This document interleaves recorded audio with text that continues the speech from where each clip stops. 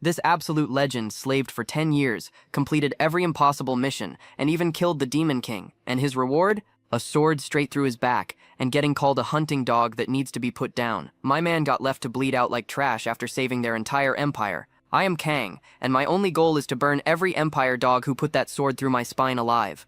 He was Earth's commander with 40 years of war experience, 1 second away from ending humanity's monster war when a magic circle spawned and kidnapped him mid-battle. He woke up chained by cultist bastards who forced him to kill their demon king or die from the magic leash burning his neck. Our boy had zero choice and accepted, thinking he'd finally go home. For the next 10 years, he completed every brutal mission and finally killed the demon king. But instead of freedom, he got backstabbed and left to die alone. But death wasn't the end. He reincarnates as Kang Jackson, son of Duke Jackson, the continent's most feared necromancer, and basically the Elon Musk of forbidden magic. Kang got a smoking hot elf master Sophia teaching him dark arts, a genius body that absorbs mana like breathing, and access to daddy's necromancy that can raise armies of the dead. This 8-year-old invents lethal explosions on day 1, tames demon artifacts, and creates zombie suicide bombers by age 9. Guys, absolutely demolish that like button harder than Kang demolishes his enemies with undead armies, and smash subscribe if you too need a hot teacher like Sophia. I need your support, like Kang needs his revenge. Now let's continue.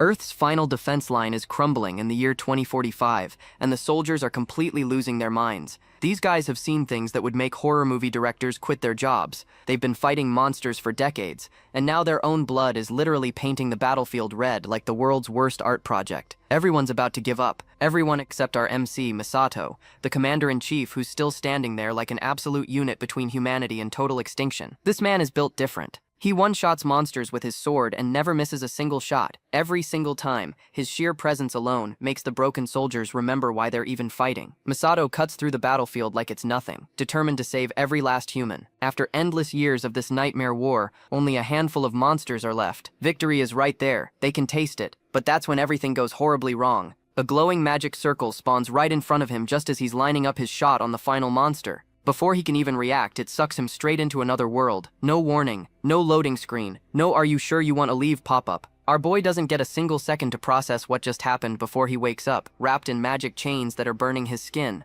A bunch of creepy hooded figures are standing around him, who definitely look like they're about to start a cult or already did. Misato is completely confused, demanding to know where he is and why he's shackled like some criminal. That's when this old baldy steps forward with the biggest grin on his face and welcomes him as their otherworldly hero. The old baldy doesn't waste a single second explaining that Misato got dragged here to kill a demon king and save their pathetic empire. When our MC raises his voice demanding actual answers, the old baldy just casually casts a spell on him. Oath of restraint. Misato's body turns into a human Tesla coil against his will, and the pain is absolutely insane. The old baldy warns him with a smile that the magic won't hurt if he just obeys like a good boy. Before Misato can even recover from getting fried alive, a sword gets thrown at his feet, and he's ordered to go defeat the Demon King. The customer service in this isekai is really terrible. The old baldy sweetly promises to send him home to Earth if he does. Our hero has zero choice. His life gets dragged into yet another endless war, except this time he's basically a slave. He works like a machine, going on expedition after expedition,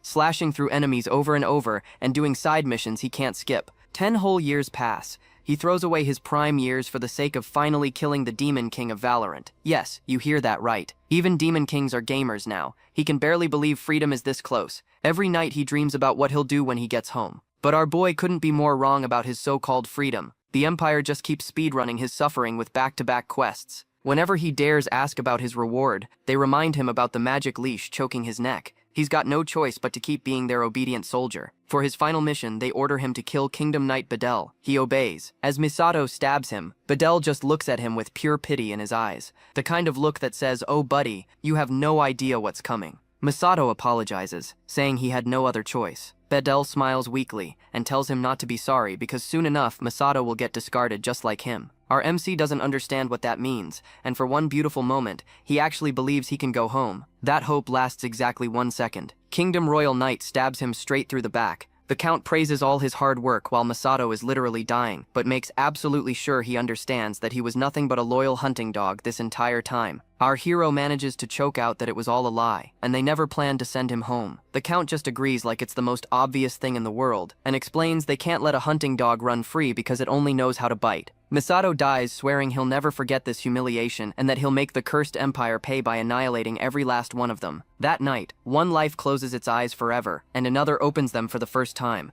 A maid is congratulating her mistress on giving birth to a baby boy. As the baby opens his eyes, he completely ignores his crying mother because he had zero interest in milk and cuddles. Our boy just needs revenge. He tries to recognize the man with long black hair standing nearby. He finally remembers, this man is Duke Jackson, the continent's greatest necromancer and black mage. Basically the Elon Musk of forbidden magic. That's when it all clicks. He's inside the necropolis, the Empire's forbidden magic headquarters, where they do all their darkest experiments. Our MC just got reincarnated as Duke Jackson's son, and honestly, he's not even shocked. The Stone of Reincarnation worked exactly as planned. This forbidden artifact only activates once in existence, and he'd hidden it away in his past life specifically to break free from being the Empire's chained hunting dog. The only catch was that he had zero control over what body he'd end up in. Fate was completely random, but somehow he hit the jackpot and got reborn as the first child of the Duke Jackson family, one of the Empire's most elite noble bloodlines. He literally couldn't ask for a better starting position to prepare his revenge. Within literal minutes of being born,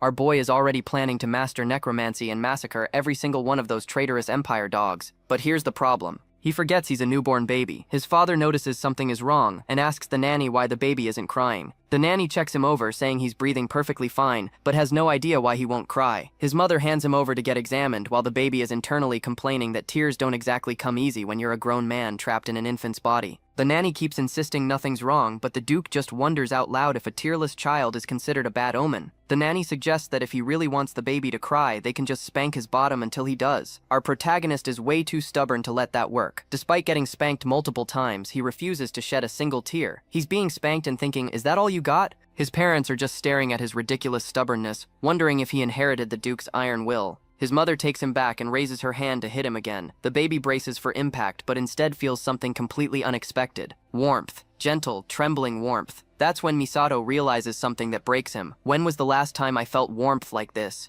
The soft shaking hands of this young noble lady, his new mother, are radiating a love he hasn't experienced in decades. Misato, who hasn't cried since he was old enough to think for himself, finally breaks down sobbing. Decades of pain just came crashing out in one ugly cry. Our hero gets named Kang in this new life. 8 years pass in the blink of an eye. One night before bed, his parents are talking about how their son literally never puts down a book and is always buried in the library reading. His father, Jackson, wonders if the kid is interested in magic, but his wife immediately shuts that down by reminding him of the promise he made. He asks if she's talking about the promise not to teach Kang necromancy. She confirms it with the most serious face and is super pleased he actually remembers. Jackson reassures her and is about to tell her about the birthday gift he prepared for Kang when everything goes wrong. The next day, a maid comes knocking on their door at an ungodly hour. Jackson is confused about who could be bothering them this late. When the maid rushes in completely panicked about young Master Kang, parents speedrunning the hallway like their lives depend on it, and find our boy just lying on the floor. His mother immediately checks him for injuries. Full mom panic mode activated, while his father senses something way more concerning. Mana in the air.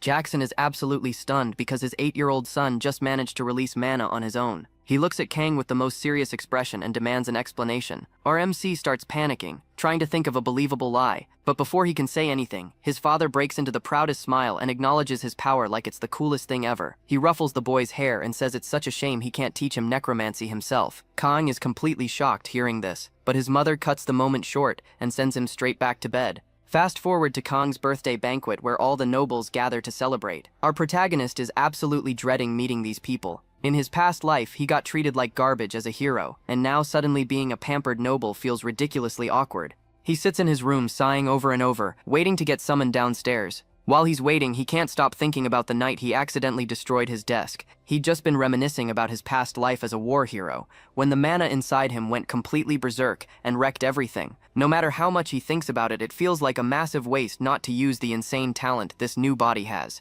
He's racking his brain trying to figure out how to convince his father to teach him necromancy. He's even considering asking for necromancy lessons instead of a birthday gift. Most kids want toys. This psycho wants to raise the dead. Totally normal, and here's where our revenge-driven reincarnated hero makes his move. His mother finally arrives, snapping him out of his thoughts. She wishes him a happy birthday the moment she sees him, but Kang's eyes lock onto the stranger standing behind her instead. His mother introduces the woman as an elder of the Blue Magic Tower, a master of water tribute magic, the enlightened demon herself, Sophia, This person is here to teach him water magic. Kang immediately gets what his mother is trying to pull. She wants him stuck learning defense and disruption spells, anything to keep him far away from necromancy. His new teacher steps forward and asks if they can speak privately. He agrees and they head outside for a walk. She wastes no time and states the obvious that she was instructed to teach him only water magic. Then Sophia stops, looks him dead in the eyes. Eye contact so intense, Kang forgot how to breathe for a second. She asks if he's disappointed he can't learn what he truly wants.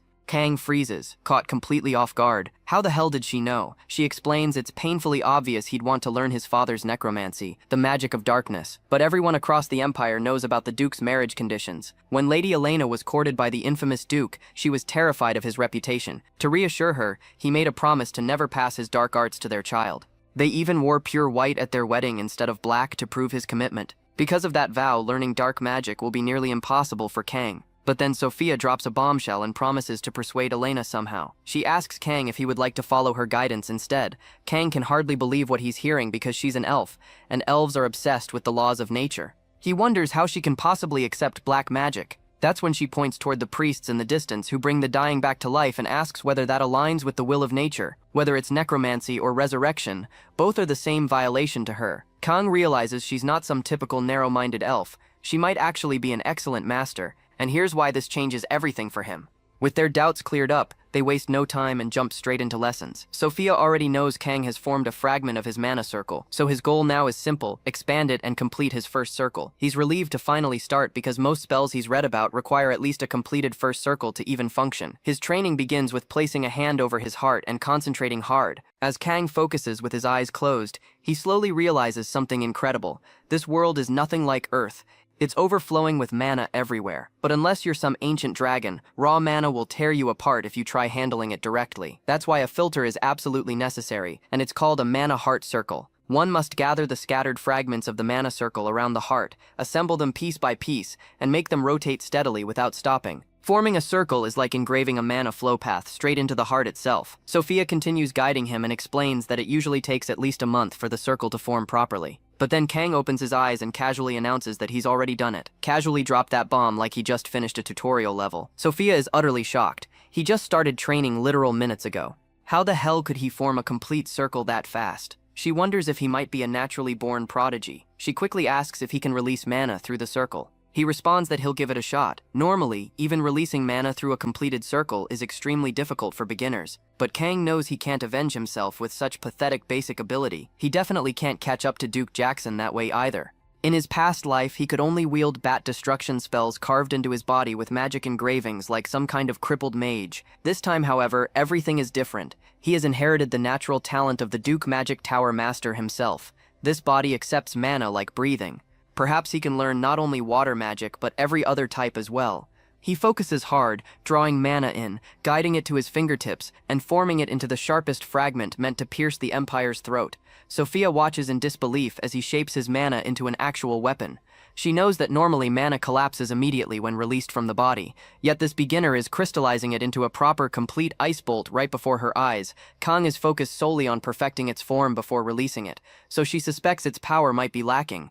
And that's when he proves her completely wrong. But when he releases it, the ice bolt pierces straight through the wood like it's nothing. Sophia's eyes widen in alarm. His mana possesses insane sharpness and solidity for a beginner. This level of precision is far beyond what any 8-year-old should ever achieve. She looks back at him, wondering who the hell this child truly is. Sophia stares at the shredded tree bark like a teacher who just watched her student accidentally solve a PhD-level equation on day 1. She thought he would be at a basic level just to move mana around at best, but it turns out the ice element had already been perfectly included during the mana release. It was supposed to be basic magic, but somehow he displayed magic that absorbed the chill nearby so flawlessly. She's completely lost in her thoughts when Kang nervously calls out to ask if he did something wrong. She just smiles at him, unable to form any words after witnessing what just happened. The intricacy of the magic formula was far beyond something a merely innocent child could unconsciously create on their first try. Rotation, acceleration, congestion. The magic included all 3 formulas known as the golden ratio of military magic. Kang being able to unconsciously project and cast such a perfectly lethal spell is just unbelievable. Sophia turns to him again and reassures the boy that everything is completely fine, but her mind is racing. She immediately goes to find Jackson, the boy's father, and drops a bombshell. She tells him she can't teach Kang anymore. When he asks what the hell she means by that, she doesn't answer right away. Jackson stresses that if Kang reached the first circle within only a few minutes, then she should absolutely keep teaching him. She shakes her head and explains again. As soon as young Lord Kang reached the first circle, he used a perfectly lethal spell on the spot without hesitation. It was hard to believe that a mere 8-year-old child even knew how to cast it. The military magic formula was used in its creation, and it was executed in the perfect golden ratio. She tells Jackson with a grave expression that Kang is naturally talented at killing people. Jackson's face stiffens, but he asks if she's refusing to teach him just because she's an elder of the Blue Magic Tower who supposedly pursues non-violence. She quickly clarifies that's not the case at all. If anything, Sophia feels a powerful urge to guide him to the right path with her own hands before it's too late. Jackson stresses back at her. Then in that case, there's absolutely no reason for you to decline teaching him. She pauses and then answers quietly, the Duke magic of Lord Duke. Jackson's face immediately darkens. It seemed that Kang already possessed the exact magic he desperately wanted to learn, and here's why that changes everything. Jackson doesn't respond at all. Sophia continues without missing a beat. She's heard plenty about their love story and respects the promise he made with Lady Elena, but that doesn't give him the right to decide his child's future, especially not when it's someone with insane talent like the young lord. Meanwhile, Kang tries desperately to hear what they're discussing, but no sound reaches his ears from inside the closed doors. He finally gives up and leans against the door in defeat. Even he didn't expect his first spell to show such ridiculous power. He saw the shocked look on his master's face and is now determined to have way more control over his abilities. Someone suddenly calls his name and drags him out of his running thoughts. His mood instantly lights up when he sees his Uncle Ben standing there. His uncle asks what he was doing lurking outside the door like that. Instead of answering, Kang fires back asking where the hell he's been. His uncle grins and answers that he was away fulfilling his duty of protecting the Duke family. He lifts Kang into his arms with a huge smile while going on about defeating terrifying monsters. Kang's eyes widen and he asks if his uncle has been clearing dungeons. In this world, the emergence of dungeons or the overflow of monsters is an absolute nightmare for any territory.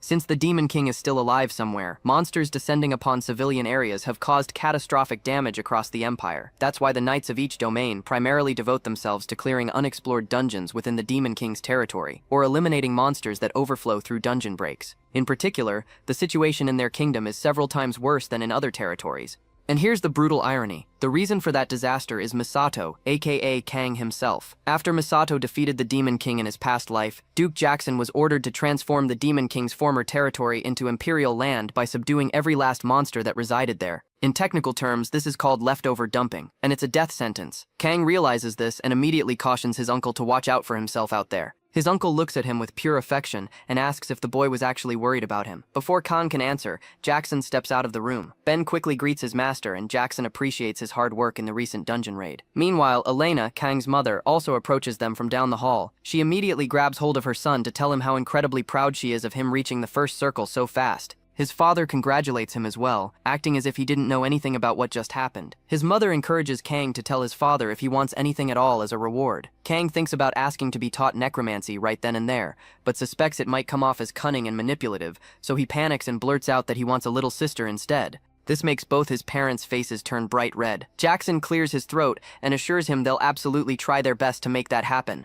His uncle, on the other side, tries his absolute best to hold in his laughter and fails miserably, and that's how Kang accidentally changed the entire conversation. Late that night, Kang lies on his bed and reflects that acting this childish at his age is just painfully weird. He feels unusually exhausted, probably because of all the mana he burned through earlier. He falls asleep immediately after that thought and dreams of something absolutely terrible. The person who brutally killed him in his past life greets him again with that same twisted smile. He points out that people really are pathetically sly to grow soft this easily. He asks Kang mockingly as he drives the sword deep into his back, "Were you actually happy to have a great house and loving parents this time around? Now that you're all warm and cozy in your new life, you don't think so much about revenge anymore, do you?" He goes on to warn him that the people of the Empire will hunt him down relentlessly and end him until every last trace of him is gone from the face of the earth. Kang wakes up with a violent start. His heart feels like it's going to explode right out of his chest. He wonders if this is the mana rampage he's heard about from the books. He curses the Empire under his breath and stumbles out into the open to get some fresh air, but that only makes it infinitely worse. The pain spreads everywhere. He doesn't know what the hell to do or how to stop this from killing him. But thankfully, Sophia appears like a wizard-shaped miracle and immediately goes for his heart, not in a romantic way, more in a stop your mana from exploding you from the inside out way. Kang is shocked to find the rampage has vanished completely. Sophia then explains to him that the true essence of magic is the perfect mirror of his heart and soul. That's the exact reason why each mage has completely different individuality, even though they might use the exact same magic formula. She also tells him bluntly that his natural talent in magic is taking other people's lives as efficiently as possible. It's an incredibly dangerous talent, and that's exactly why she finds it fortunate that she'll be the one teaching him how to control it. She then hands him a book, an actual necromancy magic tome, like it's a perfectly normal birthday present. Not a toy, not candy. A book on raising the dead, because that's apparently what 8-year-olds need these days. She says it may be fate itself that brought her here to teach him from now on, and then finally wishes him a happy birthday at last. For some reason, this simple gesture makes Kang completely emotional, and he hugs her tight without thinking. She playfully teases him that he's such a needy child after all. A few days later, his real training finally begins. For his first necromancy lesson, Kang has to successfully resurrect a zombie from scratch. Since he's brand new to this, he has to start small with animals, like rabbits, and work his way up. He kills one instantly, with the same brutal ice attack he used on the tree earlier. And here's where things get dark. The tree was one thing, but Sophia immediately notices something disturbing. Despite just taking a life right in front of her, his hands don't waver even slightly. She pushes that unsettling thought aside for now and starts explaining the fundamentals about mages. Even if it's the exact same spell, its form varies infinitely from mage to mage across the empire. She asks if he knows why that is. When he doesn't answer, she continues without pause. It's because one's magic is ultimately a perfect mirror reflecting their mind and soul. It materializes what lies deep in one's heart through mana particles floating around us. Therefore, magic inevitably reveals the complete landscape of one's inner self, whether you want it to or not. She also explains that terms like firewall or ice bolt are merely stepping stones of imagination to solidify a clear mental image in your head. Even the prestigious magic taught in the magic towers is no different from this basic principle. The red magic tower values absolute order through overwhelming strength. The blue magic tower values perfect order through natural harmony. Each magic tower's core philosophy is directly projected into the very form of its magic. The philosophy emphasized by each magic tower forms the entire foundation of its magic system from the ground up. Besides the red and blue magic towers, there also exist the duke, white, and green magic towers scattered across the land. Kang looks like he only half understands what the hell she's saying. So Sophia decides this philosophical topic is way too early for an 8-year-old, and continues with their actual training instead. Raising a zombie is the most basic form of necromancy that exists. It's the dark art of animating a lifeless corpse using invisible mana strings to control its every movement. The head, spine, and knees. Sophia tells him to carefully tie the mana threads to these 3 critical parts of the dead rabbit's body, and he does it pretty damn easily on his first attempt. So she asks if he's ready to move on to the next challenging part. He's always eager to push forward. Here comes the frozen armor technique. Kang has to gather all the ice particles from the air around him and form protective armor directly on the back of the zombie rabbit. Sophia comments that his execution of frozen armor is surprisingly decent for a beginner. The form is actually proper and stable, so they immediately move to test its actual defense capabilities. Sophia launches an attack at the rabbit to examine its defensive strength, and Kang passes this brutal test as well, without breaking a sweat. His ice armor completely blocks Sophia's attack, which is honestly pretty damn impressive for a first try. When Sophia looks back at him, she notices that he's practically bursting with eagerness to ask something important. She permits him to say whatever it is. He excitedly asks her to teach him water attribute magic on top of necromancy. She denies it immediately, without hesitation. She explains that what he performed today was already a very basic form of water magic mixed with necromancy. But like all magic in existence, the water attribute demands much deeper insight and far higher levels of understanding as it develops into advanced spells. For most beginner mages, even learning just one type of magic properly is extremely difficult. To handle 2 completely different types simultaneously makes you what they call a dual mage. Sophia makes it crystal clear to him that at his current age, becoming a dual mage is nearly impossible no matter how talented he is. It seems like excessive ambition on his part to aspire for so much so fast. Kang didn't expect that harsh rejection at all. He genuinely thought she would agree after witnessing how much insane progress he'd made in such a ridiculously short time. He still tries desperately to persuade her by reminding her of her own exact words where she promised they were going to find their own path together from here on. She dismisses him coldly by ending today's lesson right there on the spot. That same night in the study, Kang frantically picks out every single book he can find to study something on his own and prove beyond doubt that he can become a dual mage. That way she'll have absolutely no choice but to teach him both magics. The next morning, as the student and master head out for their daily lesson, Sophia immediately observes that he looks like he didn't get a single wink of sleep last night. He admits that he stayed up late preparing for something important, but she warns him not to overexert himself like this. However, all the tiredness instantly vanishes from his eyes the moment he begins showing her what he's been working on all night. He raises his hand confidently and forms a perfect magic circle to control the zombie rabbit again with ease.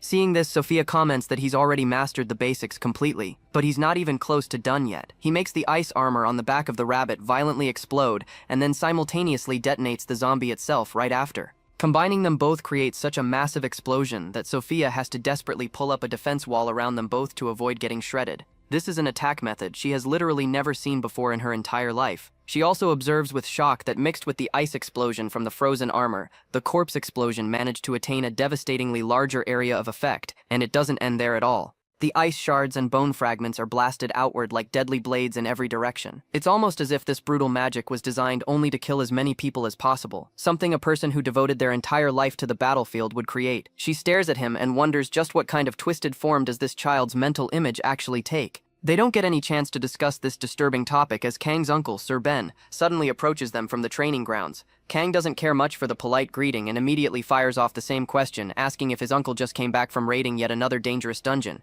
As if any boy doesn't absolutely love hearing about nice and dangerous dungeons. His uncle grins and answers that this time they subdued a small raiding group of monsters and that the Black Cavalry had to put in some serious work out there. The legendary Black Cavalry wielding massive lances covered in pure aura are the unrivaled cavalry unit of the entire kingdom. To add to this insane reputation, their knight captain, Sir Ben himself, is one of only 7 swordmasters on the entire continent. Kang simply smiles wide and reminds his uncle of his old promise to teach him proper sword techniques someday. Not entirely sure what he wants to learn more weapons for, after being in 2 brutal wars straight in his past life, but he's just an excited kid who wants to learn sword techniques from one of the absolute best fighters alive. His uncle happily obliges his wishes, and part ways after telling him not to stay out too long since it's freezing cold outside. Sophia and Kang head back home together too. That same night, Sophia sits down to fill in the Duke and his wife on Kang's terrifying progress over tea. She tells them with a serious expression that Kang has already completely mastered his first circle in both necromancy and water magic at the exact same time.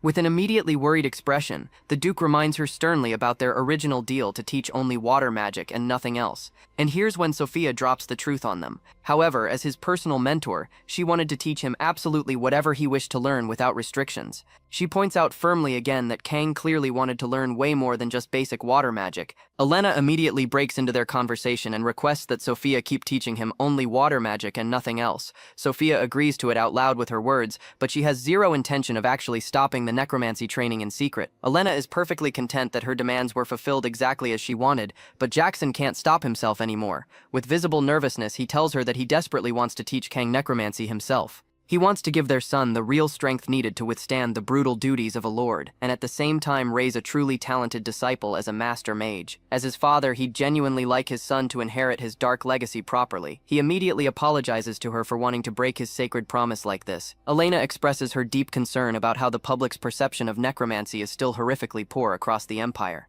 People fear it instinctively and call it the cursed magic of death itself. That's the exact reason she wanted to dissuade her husband from this path. But surprisingly, she accepts his wish without further argument and tells him to train Kang to become a necromancer, powerful enough to completely ignore others' perception of it. Jackson is overwhelmingly happy to hear this and becomes absolutely determined to teach his son the best he possibly can. And so their very first day of special necromancy training finally begins. Jackson immediately tells Kang that he is extremely disappointed in him as a father and teacher. That's because he's been carelessly reviving lives without even knowing what the hell he was actually controlling. Kang doesn't answer back but silently blames his master in his head, thinking she only taught him that much basic knowledge. They're currently standing in the secret magic workshop located deep underground in the Duke's massive castle. As soon as Kang proudly showed his father the basic necromancy he learned from Sophia, Jackson clicked his tongue in disappointment and immediately dragged Kang down here. Jackson points his finger directly at him and warns sternly, "As long as I'm the one teaching you, don't even think about using such pathetically basic spells ever again." Jackson makes Kang sit down and memorize every single bone structure of every known life form, just to start their real training. All the thick books Kang got handed from his father were professional medical textbooks that only actual doctors in his past world would ever read. After painfully memorizing every last letter from all those heavy books, he's finally allowed to move on to practical magic application. They both now stand directly in front of a dead goblin's corpse on the table. Seeing Kang's utterly confused expression, Jackson explains without sympathy, "An untrained warlock can only make even a swordmaster's powerful corpse move around like a pathetic zombie. On the other hand, a truly skilled necromancer can transform an ordinary soldier's corpse into a devastating death knight. Standing in front of you right now is an ordinary undead goblin soldier. How will you move it properly? That is his challenging question to his son. Kang immediately starts thinking hard. Unlike a tiny rabbit, which is small in size and has only a limited number of bones to control, a goblin is infinitely harder to manipulate since it's bipedal like a human, and he has to tie it with dozens of precise mana strings. He shoots his mana strings toward the goblin corpse and finds it really damn difficult to control properly. It's exactly like trying to control an incredibly complicated puppet with invisible strings. He starts questioning his own amateur method of simply using post-mortem rigidity to crudely increase its defense. And here's when his father shows him how it's really done. In doing so, the goblin's joints and muscles have completely stiffened up, and now he can't move them at all, no matter how hard he tries. He has absolutely no clue what to do in this impossible situation. Jackson immediately understands his confusion and places his hand firmly on Kang's shoulder. He calmly repeats the exact same issue Kang is struggling with right now, that using post-mortem rigidity creates serious side effects when trying to move the corpse afterward. Instead of explaining everything in words, Jackson simply takes over the dead goblin himself and shows his son how it's actually done. It's absolutely amazing how his father controls it with such ridiculous ease. Jackson then explains without breaking focus. Rib cages are originally meant for protecting one's vital internal organs, but there's no need whatsoever to protect the organs of the dead anymore, is there? Understanding the target's bone structure perfectly and altering it to fit one's specific needs is the entire foundation of black magic itself. Even after learning such an advanced technique, Kang is still not satisfied at all. He boldly asks his father to teach him the core mindset of the Duke Magic Tower philosophy. Jackson pauses and says that if Kang truly wants to know the truth, it always exists only within death itself. Therefore, he must fully understand the crushing weight of life to ever reach that truth. This statement immediately reminds Kang of how utterly brutal he was in his past life as Misato. People desperately begged him to spare their pathetic lives, but he was always too blood-driven and rage-filled to even notice their pleas. His face flushes red with that terrible realization, and his father instantly notices the shift in his expression. But Kang can't tell him anything about his past life, even if he desperately wants to. So he just says he's completely fine. An empty word that means absolutely nothing of what it actually implies inside.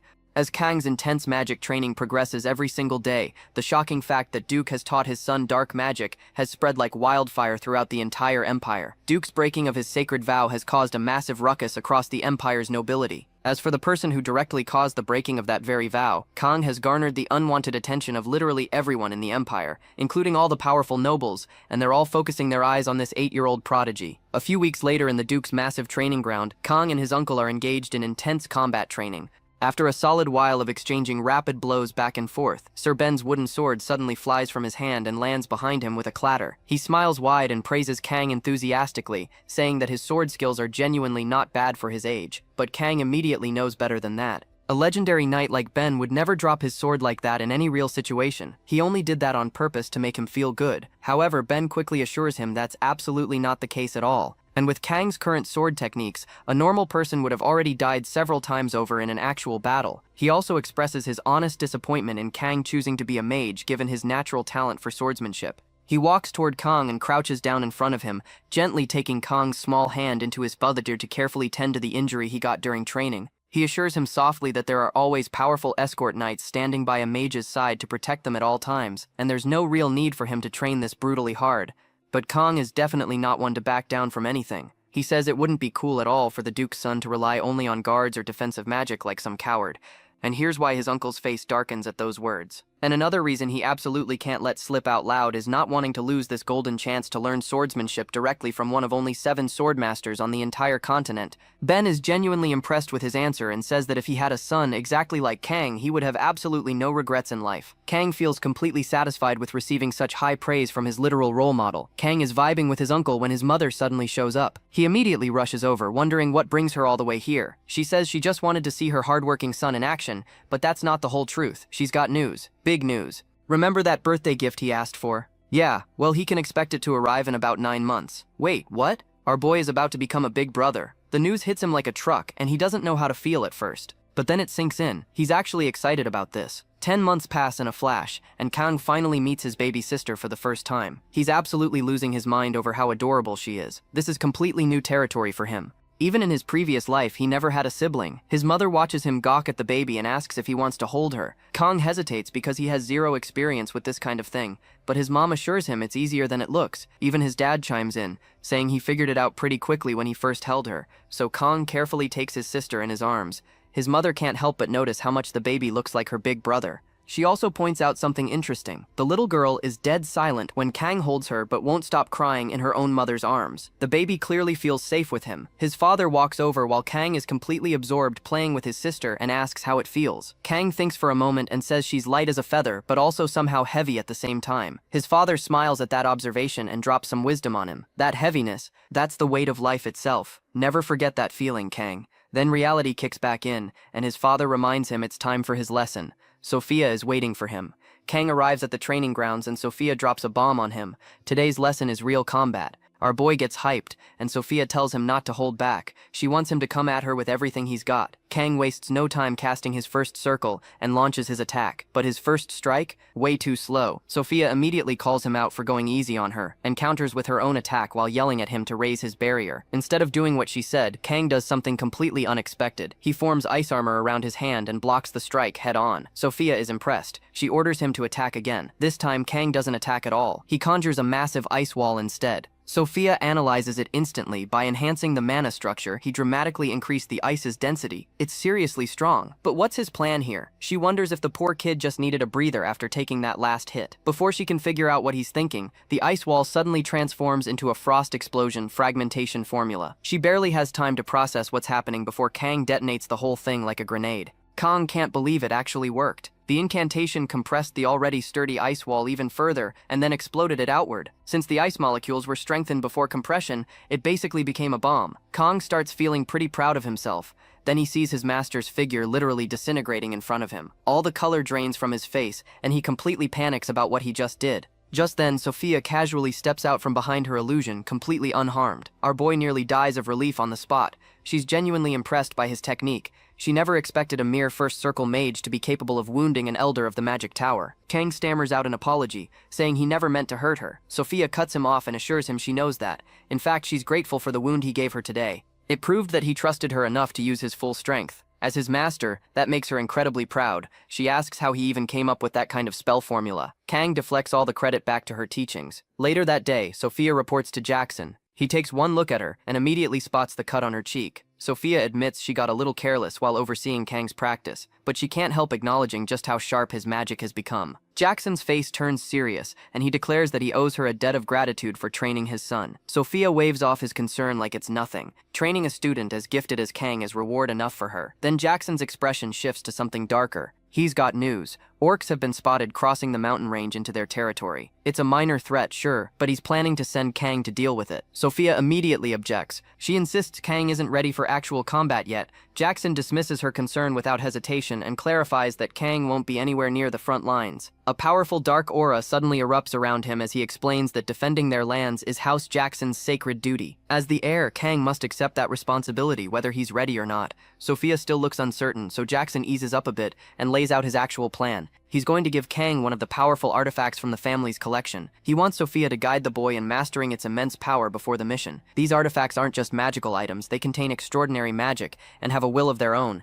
They draw power from either the wielder's mana or their life force. The more powerful the artifact, the more dangerous it becomes to use. One wrong move and it could kill him on the spot. The scene cuts to Kang walking down a grand marble-lined corridor with his father and Sophia. Jackson casually mentions that House Jackson has mastered the art of handling these dangerously potent artifacts for generations. As they approach the family vault, he turns to his son and drops the official news. As heir, Kang needs to prepare for battle. Kang's eyes go wide with shock at first, but that quickly turns into pure excitement. Before they enter, Jackson lays down one condition. Kang has to learn how to control the darkness their family commands first. He pushes open the massive vault doors and reveals a chamber absolutely packed with countless artifacts. Kang just stands there in complete awe, his eyes trying to take in the entire collection at once. Jackson presents the Demon King artifacts, relics their ancestors have been guarding since they conquered the Demon King's domain ages ago. He warns his son never to underestimate them. Kang can literally feel the raw, overwhelming mana radiating from every single object in the room. Jackson stresses that each artifact is extremely dangerous and strictly forbids Kang from touching anything until he's learned to control its power. But in that exact moment, both he and Sophia realize something terrible. Kang isn't standing next to them anymore. Panic flashes across Jackson's face as he spins around, only to discover his son has already wandered deep into the vault.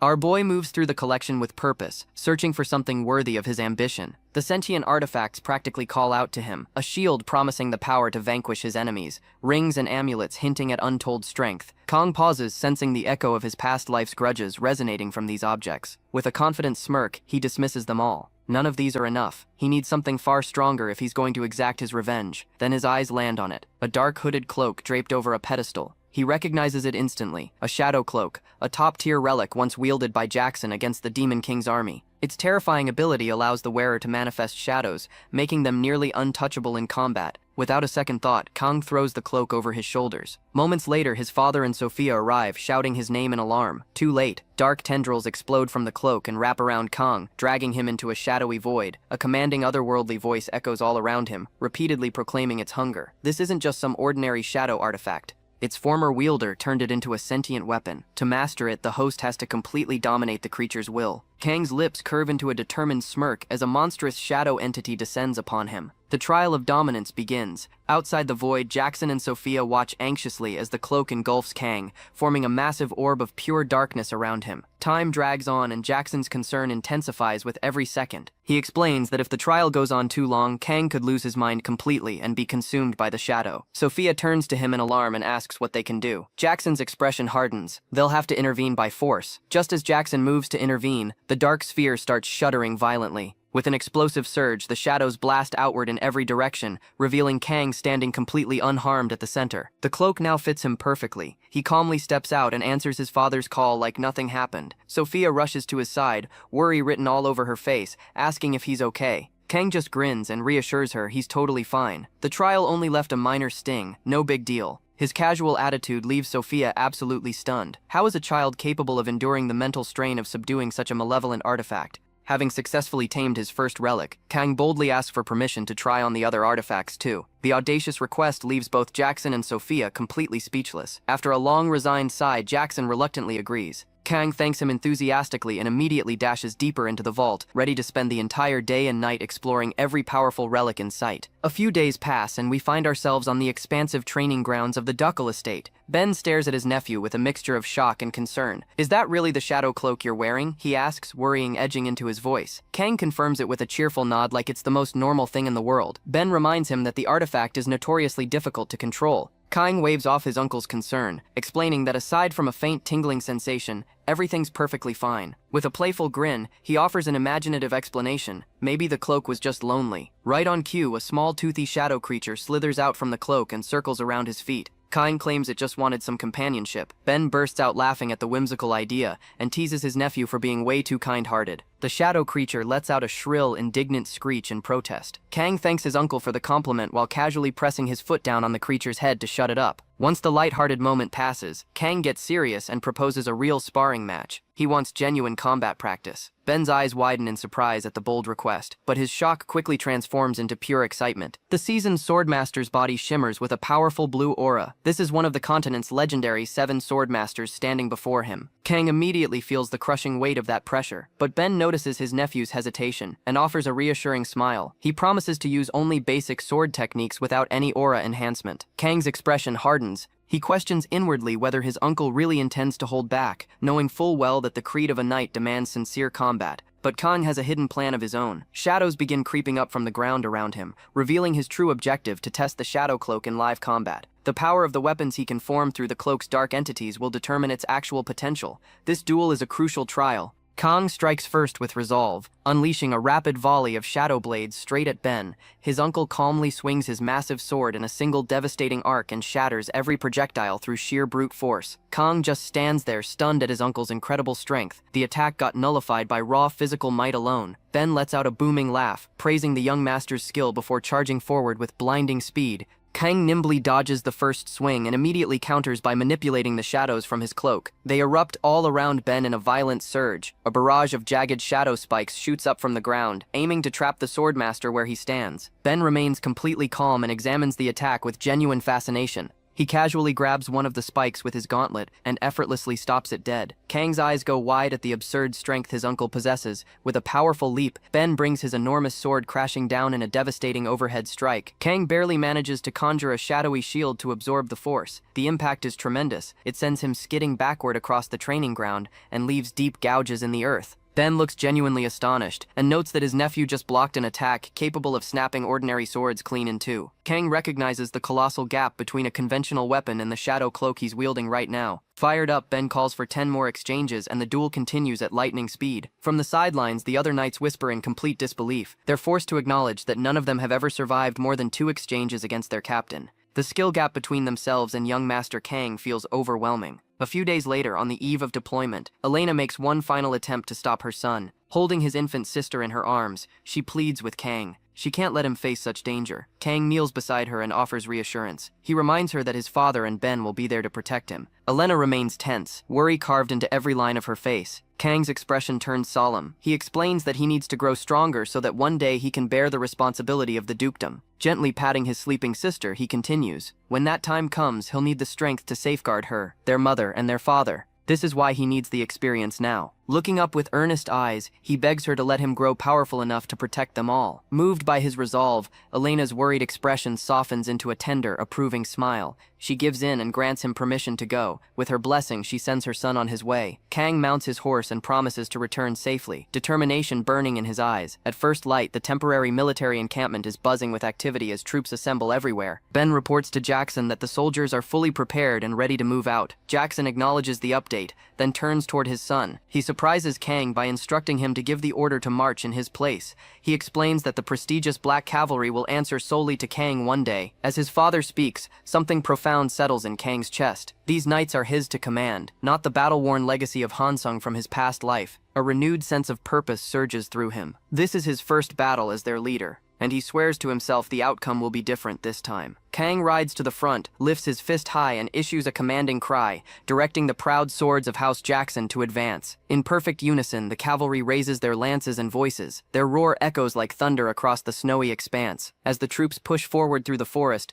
the mission details become crystal clear. The force consists of 250 cavalrymen reinforced by the elite Winter Wardens. Their target? Roughly 1,000 orcs. The strategy calls for a preemptive strike, cross the treacherous fast-flowing river at its lower reaches, and launch a surprise assault. The commander realizes there's only one way to get all 250 men across the deep water quickly. Right at that moment, Sophia appears, her presence framed by a delicate cascade of magical snowflakes. She instructs the soldiers to step aside and announces she'll conjure a bridge of ice. Kang's heart lifts at the sight of his master, deeply moved by her willingness to help, despite her pacifist principles. With a commanding display of magic, Sophia freezes the entire raging river and crafts a colossal, sturdy bridge of solid ice. She gestures toward her creation, granting passage to the troops. As Jackson and Kang ride across, Sophia wishes them victory. Jackson expresses his gratitude while Kang turns back to his master and promises to return safely. Sophia watches silently, a strange warmth tugging at her heart. Tears prick her eyes even as she smiles fondly, her thoughts lingering on the boy she trained and the concern he inspires in her. The battle erupts at the crude orc encampment nestled in a ravine. The ambush explodes into chaos as the Winter Warden's elite archers, clad in white, rain a devastating storm of fire arrows upon the unsuspecting orcs. Flames consume the camp instantly, spreading slaughter and panic. One colossal survivor bellows a furious roar into the burning sky. Seeing his chance, Ben gives the signal and the cavalry charges in like a black tidal wave of death. Their lances drop, forming a brutal wedge that's about to absolutely wreck these orcs. Meanwhile, our boy is watching all this go down from a cliff with his father Jackson and Ben. The commander turns to the young master, asking what he thinks of the battle. Kang analyzes it like he's some kind of tactical genius, pointing out how the Cole lance formation with aura reinforcement is leaving the orcs completely helpless. He coldly concludes the initial clash is totally one-sided. His father nods, confirming that this overwhelming strength is exactly what their cavalry is known for. But Ben isn't about to let them get cocky. He reminds Kang this is just the opening move. The real battle hasn't even started yet. Down on the battlefield, the surviving orcs scramble to form a defensive line, desperately raising their shields to block the next wave. Ben watches them panic and decides to pull back, regroup, and hit them with rotating charges instead. A magical flare shoots into the sky, and the troops execute a clean tactical withdrawal, leaving the orcs completely confused about what just happened. That's when things go south. A lone knight gets spotted struggling against a group of enemies. The orcs are about to turn him into a kebab, and his horse takes a hit,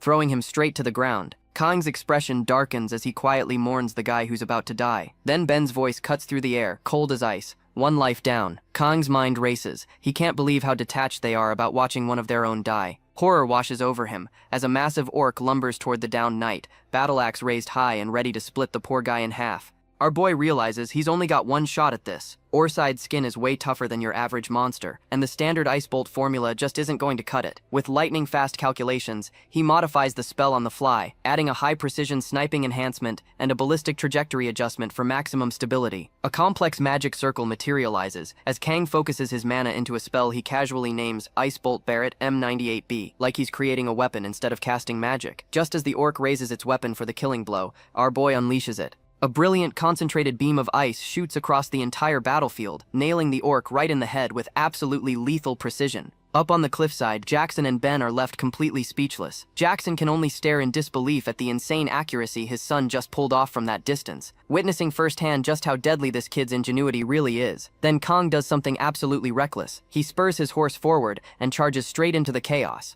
Ben shouts a warning, but Jackson raises his hand to stop him, voice calm but commanding. "Let him be," he says, a proud smile crossing his face. Jackson just marvels at his son's genius, crafting an original, devastating magical formula at such a young age. It's a testament to how sophisticated Kang's inner world really is. Down on the ground, our MC quickly scans the rapidly shifting battlefield. The orcs are regrouping, and two problems immediately smack him in the face. First, the fallen knight is still frozen in fear and hasn't recovered. Second, Kang realizes his powerful ice formula is way too slow and cumbersome for close combat. He needs to simplify it, condense the spell like reducing a complex equation to its core.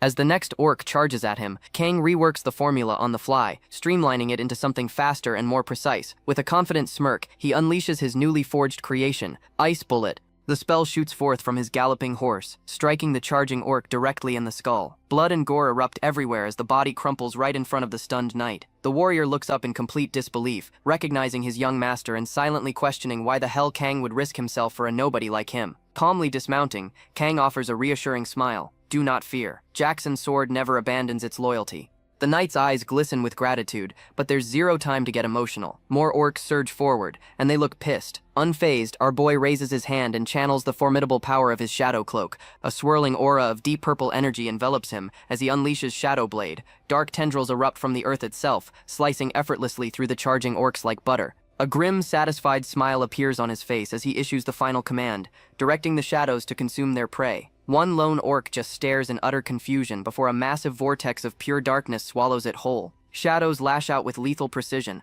A tendril decapitates one orc while another shadow beast tears into its companion, leaving nothing but trembling terror behind. In an absolutely horrifying display, the creature devours its victim entirely, leaving only a skeletal husk. Turning to the last surviving orc, Kang greets it with an almost cheerful smile before casually firing another ice bullet, eliminating the final threat like he's taking out the trash. He wipes a smear of blood from his cheek and turns to the rescued knight. "It's done," he says. The knight, still completely shaken from nearly dying, can only stammer Kang's name while admitting his legs literally won't work anymore. With a faint, strained smile, our boy just hoists the fully grown man into his arms like he weighs nothing. "We made it," he says brightly, radiating calm confidence like he didn't just massacre a bunch of orcs. That's when Ben arrives with the rest of the Black Cavalry. Kang glances at his uncle with a casual nod. "I'll leave the rest to you," he says, like he's handing off a simple errand instead of a battlefield cleanup. Inspired by the young master's display, Ben rallies the cavalry and sends them charging forward with renewed ferocity. The knights thunder across the field,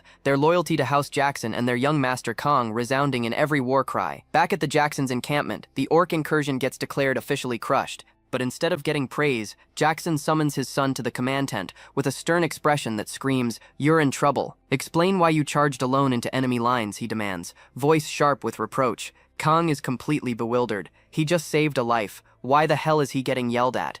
Inside the tent, Jackson's gaze bores into him, demanding an answer. Our MC responds respectfully, stating he acted to fulfill his future responsibility, and reminding his father that these knights are the men he'll one day lead. Jackson's eyes narrow. "Your reasoning is weak," he says flatly, completely unconvinced. Kang's mind races, trying to comprehend his father's cold assessment. He's utterly confused. Gathering his courage, he asks, "Father, why did you just stand by and watch one of our own fall?" Jackson's expression hardens even more. This domain faces constant threats. Knights cannot wait for salvation. They must endure or perish. He continues, tone severe yet measured. "By rushing to the rescue, you risk planting a dangerous belief that someone will always save them. How many knights clinging to dependency could survive on a true battlefield?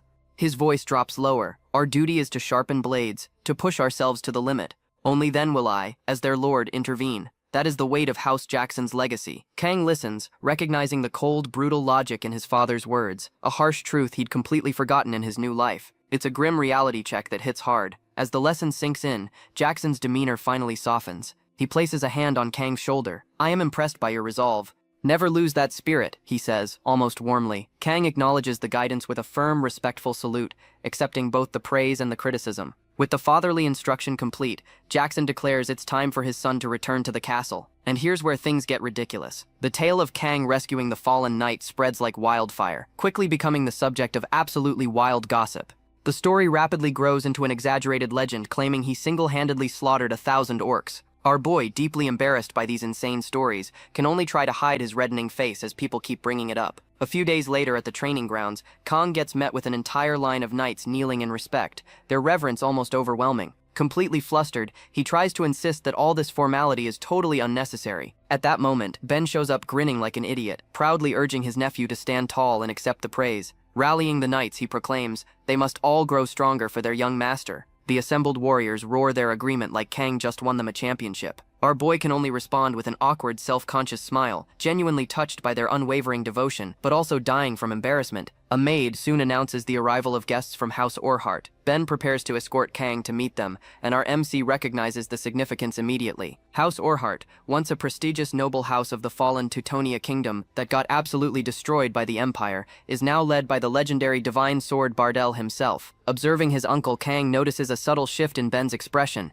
He's clearly recalling the revered figure who guided him into knighthood. Aware this meeting could get tense real quick, Kang and Ben cautiously peer into the throne room. Jackson and Elena are seated, awaiting the visitors with formal composure. An attendant announces the guests, and Jackson instructs Kang and Ben to escort them inside. A woman dressed in formal attire, her face partially hidden beneath a veiled hat, enters with a young blonde-haired girl. She introduces herself as Vanessa, bowing respectfully to Jackson, then presents her daughter, Charlotte. The young girl's expression is absolutely fiery and defiant, and Kang immediately senses trouble brewing. Charlotte suddenly confronts her mother, demanding angrily why she's showing deference to these people. Vanessa desperately tries to calm her down, but the girl is having none of it. Jackson smoothly intervenes, displaying understanding for Vanessa's hardships. To diffuse the awkwardness, he asks Kang to escort Lady Charlotte around the castle, basically dumping the angry teenager on our MC. Kang, polite and composed, offers his hand with a gentle smile, inviting her to follow him like a perfect gentleman. Charlotte, however, recoils and delivers a sharp slap, warning him not to touch her. Kang is completely stunned by the hostile response, and the sudden outburst leaves the entire throne room in shocked silence. That's not the kind of first impression anyone expected. Vanessa hurries forward, mortified, scolding her daughter and demanding an apology, but Charlotte just ignores her, letting out a frustrated cry before storming from the room and slamming the door behind her like an angsty teen in a drama. In the tense quiet that follows, Vanessa apologizes profusely for her daughter's behavior, explaining that recent events have left Charlotte emotionally shaken. Elena, genuinely concerned, asks what happened. Vanessa's expression darkens. She reveals that a new overseer, Count Brandenburg, infamously known as the Pig King, has been assigned to their lands. In his twisted, disgusting pursuit of an heir, he preys upon skilled swordsmen's families, and his vile obsession has extended even to young Charlotte herself. The girl barely escaped his grasp, but the traumatic memory is still vivid and raw. Vanessa concludes her explanation with a desperate plea, begging Jackson to take her daughter under the protection of House Jackson, ensuring Brandenburg can never lay his filthy hands on her again. Meanwhile, our boy finds Charlotte wandering aimlessly around the training grounds. He calls out to her and she turns, still visibly upset and radiating teenage angst. He asks if she even knows where she's headed, but she replies defiantly that she doesn't care. With a friendly smile, he inquires about her hand, the one she bruised by slapping him earlier, and she confirms it's fine, though her tone suggests she'd do it again. Observing her closely, Kang notices traces of tears and recognizes that beneath all this abrasive attitude, she's still just a frightened child, trying desperately to look strong. Then Charlotte's demeanor shifts entirely. Her eyes blaze with sudden determination as she draws her sword with swift, practiced precision. She points it directly at him, commanding the young master of House Jackson to engage her in a duel right here, right now. Kang just stands there frozen for a moment, utterly astonished by the sheer boldness and aggression of her demand. This girl really doesn't hold back. Charlotte points her blade at Kang. She demands a fight. Kang just smirks. He's the guy who killed 1,000 orcs to save one knight. No big deal. Charlotte isn't amused. She's going to beat him. The unbeatable prodigy. She'll prove her strength. Show the world she can protect her house alone. Kang asks who her real enemy is. Charlotte doesn't hesitate. Count Brandenburg, the holy swordsman. Rage explodes through Kang, that pig king. The Empire's traitor who killed him in his past life.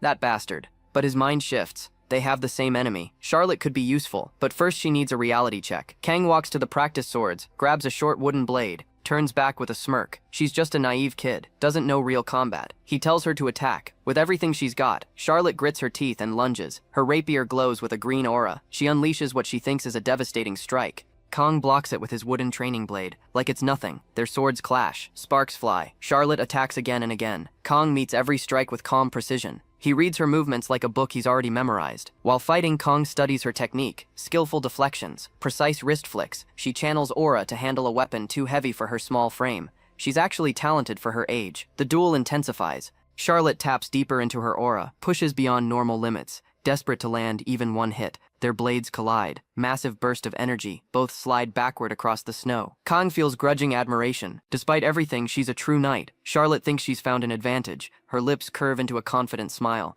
She renews her assault with everything she's got.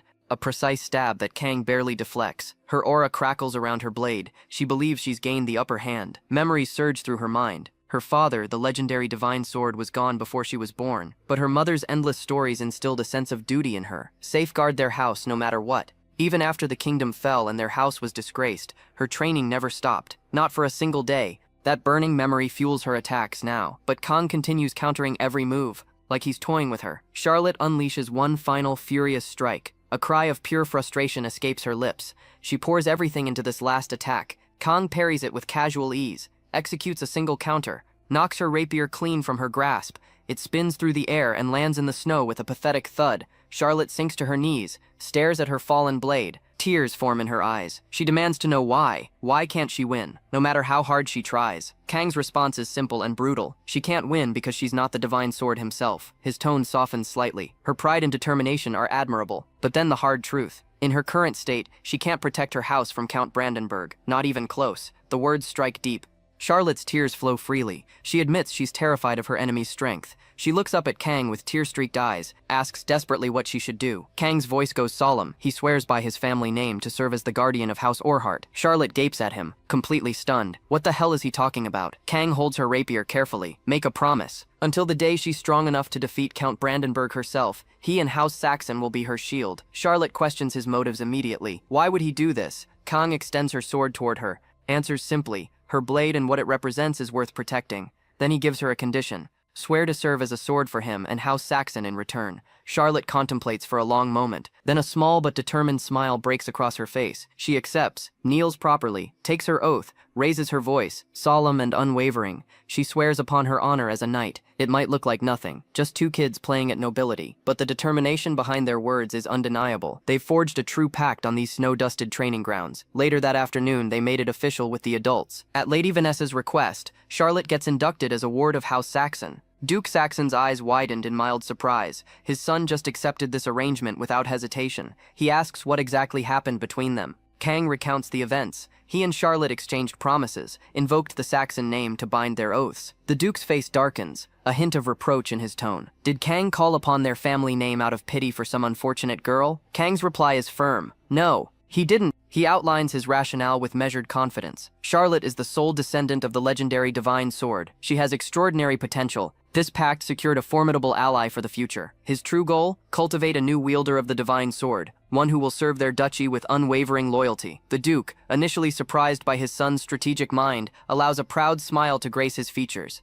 He says simply, with satisfaction and quiet pride, "Good." Kang reflects inwardly. The last living heir of the divine sword's lineage is now safely under House Saxon's roof. He just dealt a significant blow to that wretched piece of garbage. The Pig King. The scene shifts to Malberg, the former capital of the fallen Teutonia kingdom, now a shadow of its former self. Inside the castle walls, Pig King is seething with rage. He slams a wine glass onto his desk. It shatters. Shards scatter everywhere. He demands furiously how the insolent Saxons dared to move first, how they claimed Charlotte right from under his nose. A subordinate bows nervously, offers a pathetic apology. Pig King's fist crashes against the desk. He berates his incompetent men, useless fools who can't even capture a single young girl. How hard could it be? The subordinates stammer nervously. Assassins were dispatched as ordered, but they were all brutally slain before reaching the Saxon estate. They suspect Charlotte herself fended them off with her own blade. Disgusted, Pig King waves them away. Worthless trash. A memory flashes. The dark moment he stabbed Kang in the back. Like a coward. In the present, he holds the legendary holy sword Durandal with disturbing reverence. Address it like a person. With a twisted, leering smile that makes your skin crawl, he whispers to Charlotte, calls her his beloved fiancée, tells the blade to wait just a little longer for their reunion. He swears he'll secure the perfect heir to inherit this sword, no matter the cost. He turns to his cowering subordinate, orders immediate contact with the Thieves' Guild, send their shadiest operatives straight into Saxon territory. His command is simple: capture Charlotte at any cost, no matter how many bodies it takes. A week passes since Charlotte pledged her oath in the snow. She adapts surprisingly well to her new role, endures the rigorous discipline of maid training while also sparring with Kang daily. This girl doesn't know the meaning of rest. On the training grounds, Ben acts as referee. His voice resonates through the courtyard. He asks if both are ready. Kang responds with casual confidence. Charlotte gives a brief grunt. Her lips curl into a faint smile. She's been waiting for this. At Ben's command, their blades clash instantly. Steel rings, sparks fly. Kang moves swiftly and fluidly. His twin short swords weave a deadly pattern. He presses forward aggressively. Charlotte meets his strikes with steady precision. Her focus is unwavering despite the pressure. They're going at it like their lives depend on it. Ben observes in silence. A flicker of disbelief crosses his face. Are these seriously children? Their speed, intensity, and lethal intent speak of seasoned fighters far beyond their years. The duel continues in a blur until Kang draws his cloak forward, conceals his sword from view. The feint catches Charlotte off guard. Irritation flashes across her face. Before she can retaliate, Ben intervenes, appears between them in a blink. His hand catches her wrist. Her blade halts inches from Kang's cheek. Ben commends both. Call it an excellent exchange. Charlotte brushes off the praise. Demands to know what she still lacks to beat Kang. She's not here for participation trophies. Ben asks her a pointed question. Does she understand the rapier's true nature? Thrusting. She answers firmly. Ben shakes his head slowly. The rapier's essence lies not in its thrust, but in its footwork. Ben breaks down their final exchange. Points out how Kang sidestepped her strike and closed the distance.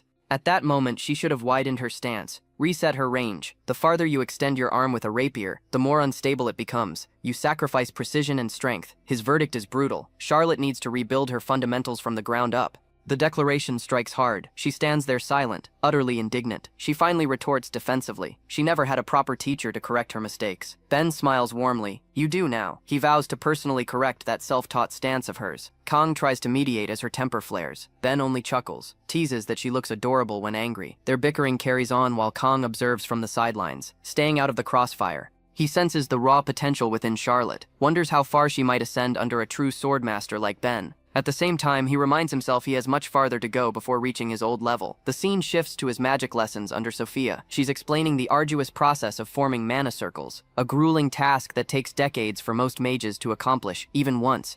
Yet Kang has advanced with astonishing speed. Sophia asks, visibly shocked, whether he's completed his second circle. Kang calmly confirms it. No big deal. A mage's circle strength gets measured in revolutions per minute, RPM. A typical first circle mage manages around 300 RPM. Kang's first circle, 2000 RPM. His second circle is already spinning at 400 RPM, more than enough to begin forming a third. This kid is speedrunning the magic system. Kang decides to test how much stronger he's gotten. He refines his ice bullet spell, focuses on reinforcing its molecular structure, increases its density and hardness, projects a magical barrel to accelerate its rotation and velocity. He fixes his eyes on a distant tree, unleashes his modified creation, ice bullet armor-piercing round. The projectile tears through the air with devastating force, strikes its target dead on, detonates into a violent burst of freezing energy. When the icy mist disperses, only a smoking crater remains. The tree is gone. Sophia stares in disbelief at the destruction, utterly stunned. Kang remains perfectly composed, analyzes the results quietly, notes with satisfaction how the second circle multiplied the spell's power exponentially. Sophia's astonishment softens into genuine pride. She tells him his progress is extraordinary. He replies with practiced modesty. It's only because of her excellent guidance. Her expression softens even more. She remembers that night he saved everyone from the assassins, his selfless resolve ever since. A surge of maternal affection washes over her. Without warning, she steps forward, pulls him into a gentle embrace, whispers that he's her proud student. The sudden closeness catches Kang off guard. His cheeks flush bright red.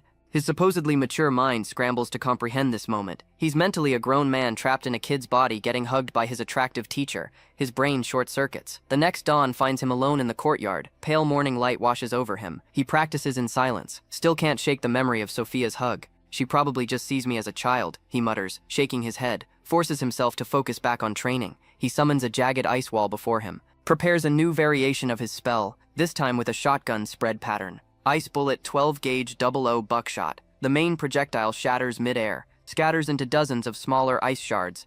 They tear into the ice wall in rapid, devastating bursts. The fragments ricochet toward him. He calmly summons a hexagonal barrier, deflects them easily. Satisfied with the results, he smiles faintly, makes a mental note to attempt a slug round next time. Just then, a familiar voice calls out his name from behind. Kang turns toward the sound. Charlotte emerges from between the snow-laden trees. She remarks with a slight smile that she finally discovered his secret training spot.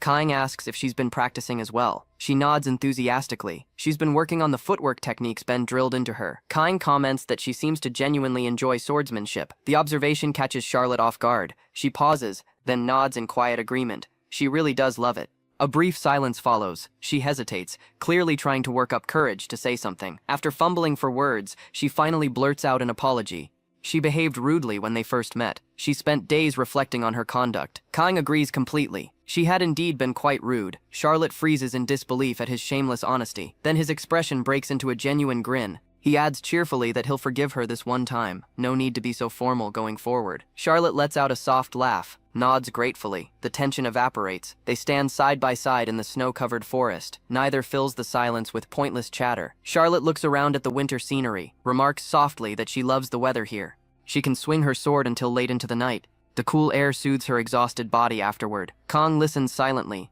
His gaze softens. Charlotte smiles while talking about her passion. Her words resonate with something deep within him. That same dedication to training, that same drive to improve. He returns her smile. In that winter stillness, they share a rare, peaceful moment beneath the falling snow. Duke Saxon and Elena are watching from the castle balcony as their son trains with Charlotte in the courtyard below. Elena mentions how quickly time has passed and how much their boy has grown. The Duke nods, watching them with a satisfied look. He notices how natural Kang and Charlotte are together. Their bond seems effortless. The couple decides to watch over them and let things develop naturally. Elena believes it's her duty to support her son in whatever path he chooses. The scene shifts to the city slums, a place of worn streets where the Empire's poor barely get by. Kang's mother, Elena, has been doing charity work here for years, providing food, clothing, and jobs to those in need. This year, both Kang and Charlotte joined her efforts, accompanying her on each visit. During one visit, a young boy suddenly runs straight toward Charlotte. His face is wet with tears, his voice shaking. He begs for help, saying his mother is in danger. He asks Charlotte to come with him. Charlotte's expression shifts to concern. She agrees to follow him without hesitation. Kang stays close behind, not letting her go alone. As they go deeper into the winding alleys, Kang's instincts kick in. Something feels off. The streets grow narrower and dimmer. He suddenly notices how far they've strayed from their escort nights. Way too far. Then it hits him. Why would this boy ask Charlotte, a literal child, for help instead of any of the adults? This is a setup. He scans their surroundings. His gaze catches movement on a nearby rooftop. A hooded figure watching them.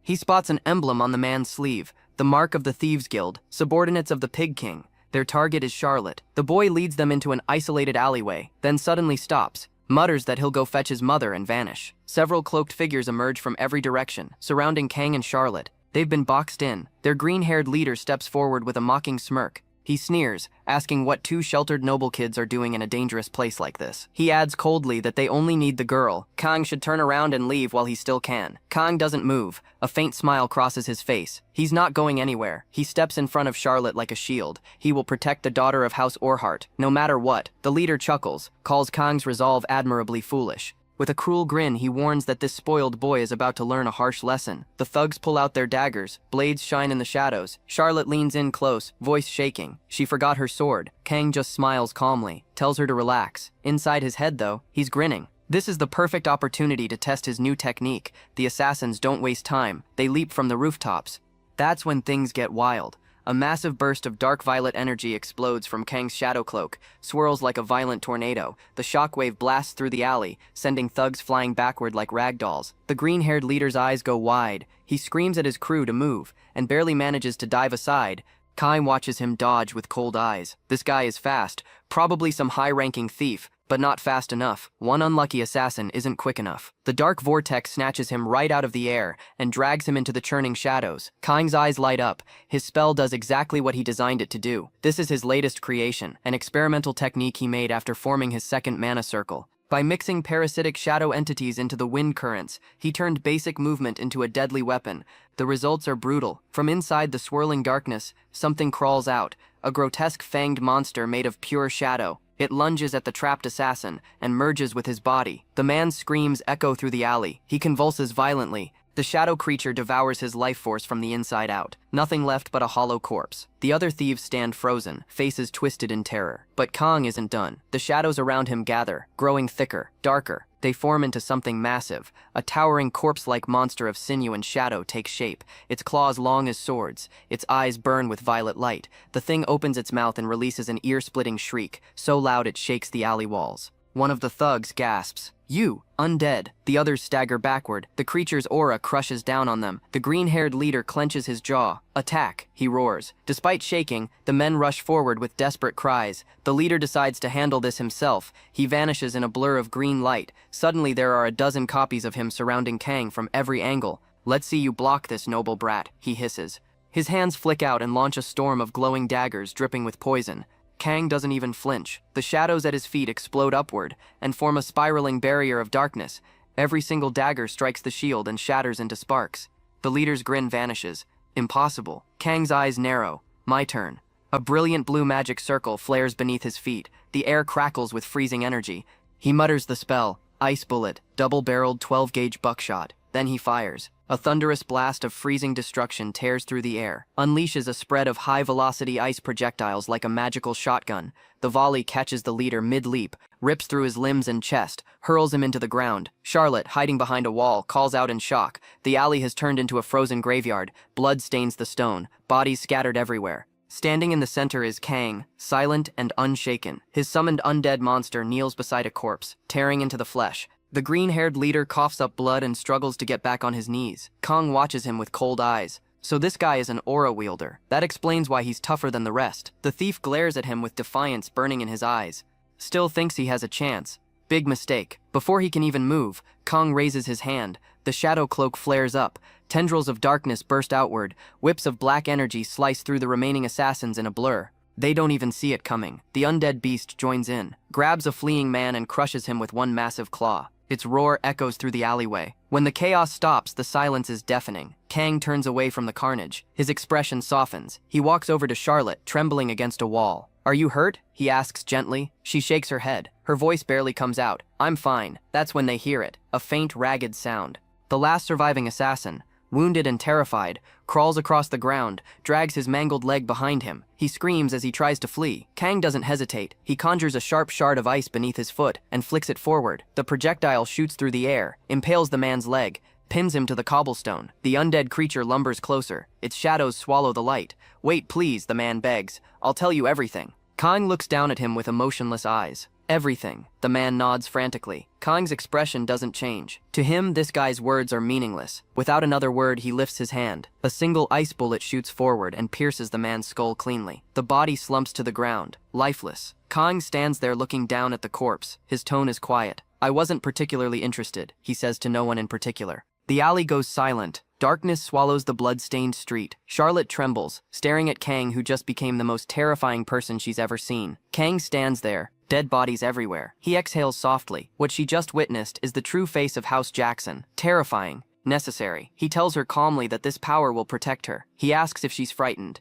Charlotte hesitates. "A little," she admits. But then she smiles faintly. "It's all right because you did it for me." Her trembling stops. She meets his gaze. If his family is her shield, she'll become his sword. Determination burns away the fear. She thanks him and swears to become stronger. Kang watches her in silence. Something stirs in his chest. Pride. Sorrow. Something else. He realizes his decision to accept. Charlotte didn't come from her potential as a warrior. Deep inside him lingers the guilt from his former life. Sir Bardell. Her words about becoming his sword carry more meaning than she knows. Meanwhile, far away in Brennenburg Castle, Count Brennenburg loses it. He slams his fist against his desk. The impact rattles the ink bottle beside a sealed letter bearing House Jackson's sigil. An invitation from the Black Jackson himself. The Count's jaw clenches. He mutters a curse. He can't refuse even if he wanted to. Jackson's authority is absolute. Even the Emperor's sword can't defy a direct command. Our boy is trapped. Days later, Pig King arrives at Jackson Castle. The massive gates swing open. At the center of the grand hall sits Jackson on his throne. Standing at his right is Kang, calm and confident. Pig King. Jackson greets him coolly. The Count offers a mocking bow. Why, your grace, what could possibly be more urgent than a personal summons? Inwardly, though, he's sneering. Cunning little vipers. His gaze flicks toward Kang and Charlotte with contempt. Jackson's expression doesn't change. The Empire has expressed concern over the kidnapping attempt within my territory. His eyes sharpen. I believe you understand why you were summoned. Pig King chuckles. Surely your grace doesn't suspect the Emperor's loyal sword of such an act. The moment those words leave his mouth, everything changes. The air shifts. Heavy pressure fills the hall. Darkness pools at Jackson's feet and spreads. The chandeliers tremble. Their light flickers. The temperature drops. Pig King freezes. His smug expression vanishes. The knights glance around nervously. One whispers why there's wind inside the hall. His voice turns into a scream. The shadows come alive. They wrap around the knights one by one. The men vanish, consumed by the abyss. Pig King's breath catches. His proud Magkangna order, the finest warriors of his house, is gone. Obliterated in seconds. The name surfaces in his mind. Ray's Tempest. A legendary spell from the Age of Shadow Monarchs. And our boy Jackson is casting it like it's nothing. Jackson's voice cuts through the chaos. Pig King, kneel. The command hits harder than any blow. Pig King's pride flares up. You dare. But Jackson's gaze silences him. Didn't you hear me? Alan says quietly. There won't be a next time. The Count's body trembles. His knees hit the floor. Rage burns through him. Me, he thinks. The Emperor's sword kneeling before this demon. Jackson looks down at him. Do not mistake my restraint for weakness. This meeting was granted for peace. His tone darkens. But if you ever touch the children of Jackson again, I will erase the Pig King name from this world. Silence fills the hall. Then Jackson leans back. Now Count, warm yourself by the fire before you leave. Wouldn't want you catching a chill. Pig King forces out a smile. Your generosity is overwhelming. Your grace, he says through gritted teeth. But I've overstayed my welcome. Jackson waves his hand. You may go. Kai stands beside his father, silent, but his thoughts race. He watches every moment. The humiliation of Pig King, the weight of his father's power, and our boy understands what this means. The Black Jackson just forced one of the Emperor's vassals to kneel in front of witnesses. That act is going to spread across the Empire. It's a warning that House Jackson isn't to be messed with. Kai's eyes harden. This is the spark that's going to ignite the coming storm. The balance of the Empire is about to shatter, and when that day arrives, their role will be clear. To sever the head of the sword and reshape the fate of the realm. By the time word spreads, Jackson is already in his private study. The air is thick with silence. Before him lay several corpses, the remains of the thieves who struck at Kang. The scent of blood hangs in the air. Standing across from Jackson is Sophia, the renowned instructor. Her expression stays calm, but her eyes show unease. So, she murmurs, these men were killed by the young master. Jackson nods. Yes, every last one. Sophia's gaze lingers on the bodies. Her thoughts waver. Had her teachings led him too far? Had her lessons bred ruthlessness instead of restraint? Jackson senses her doubt. You fear he has strayed, he says, but his gift is unlike any other.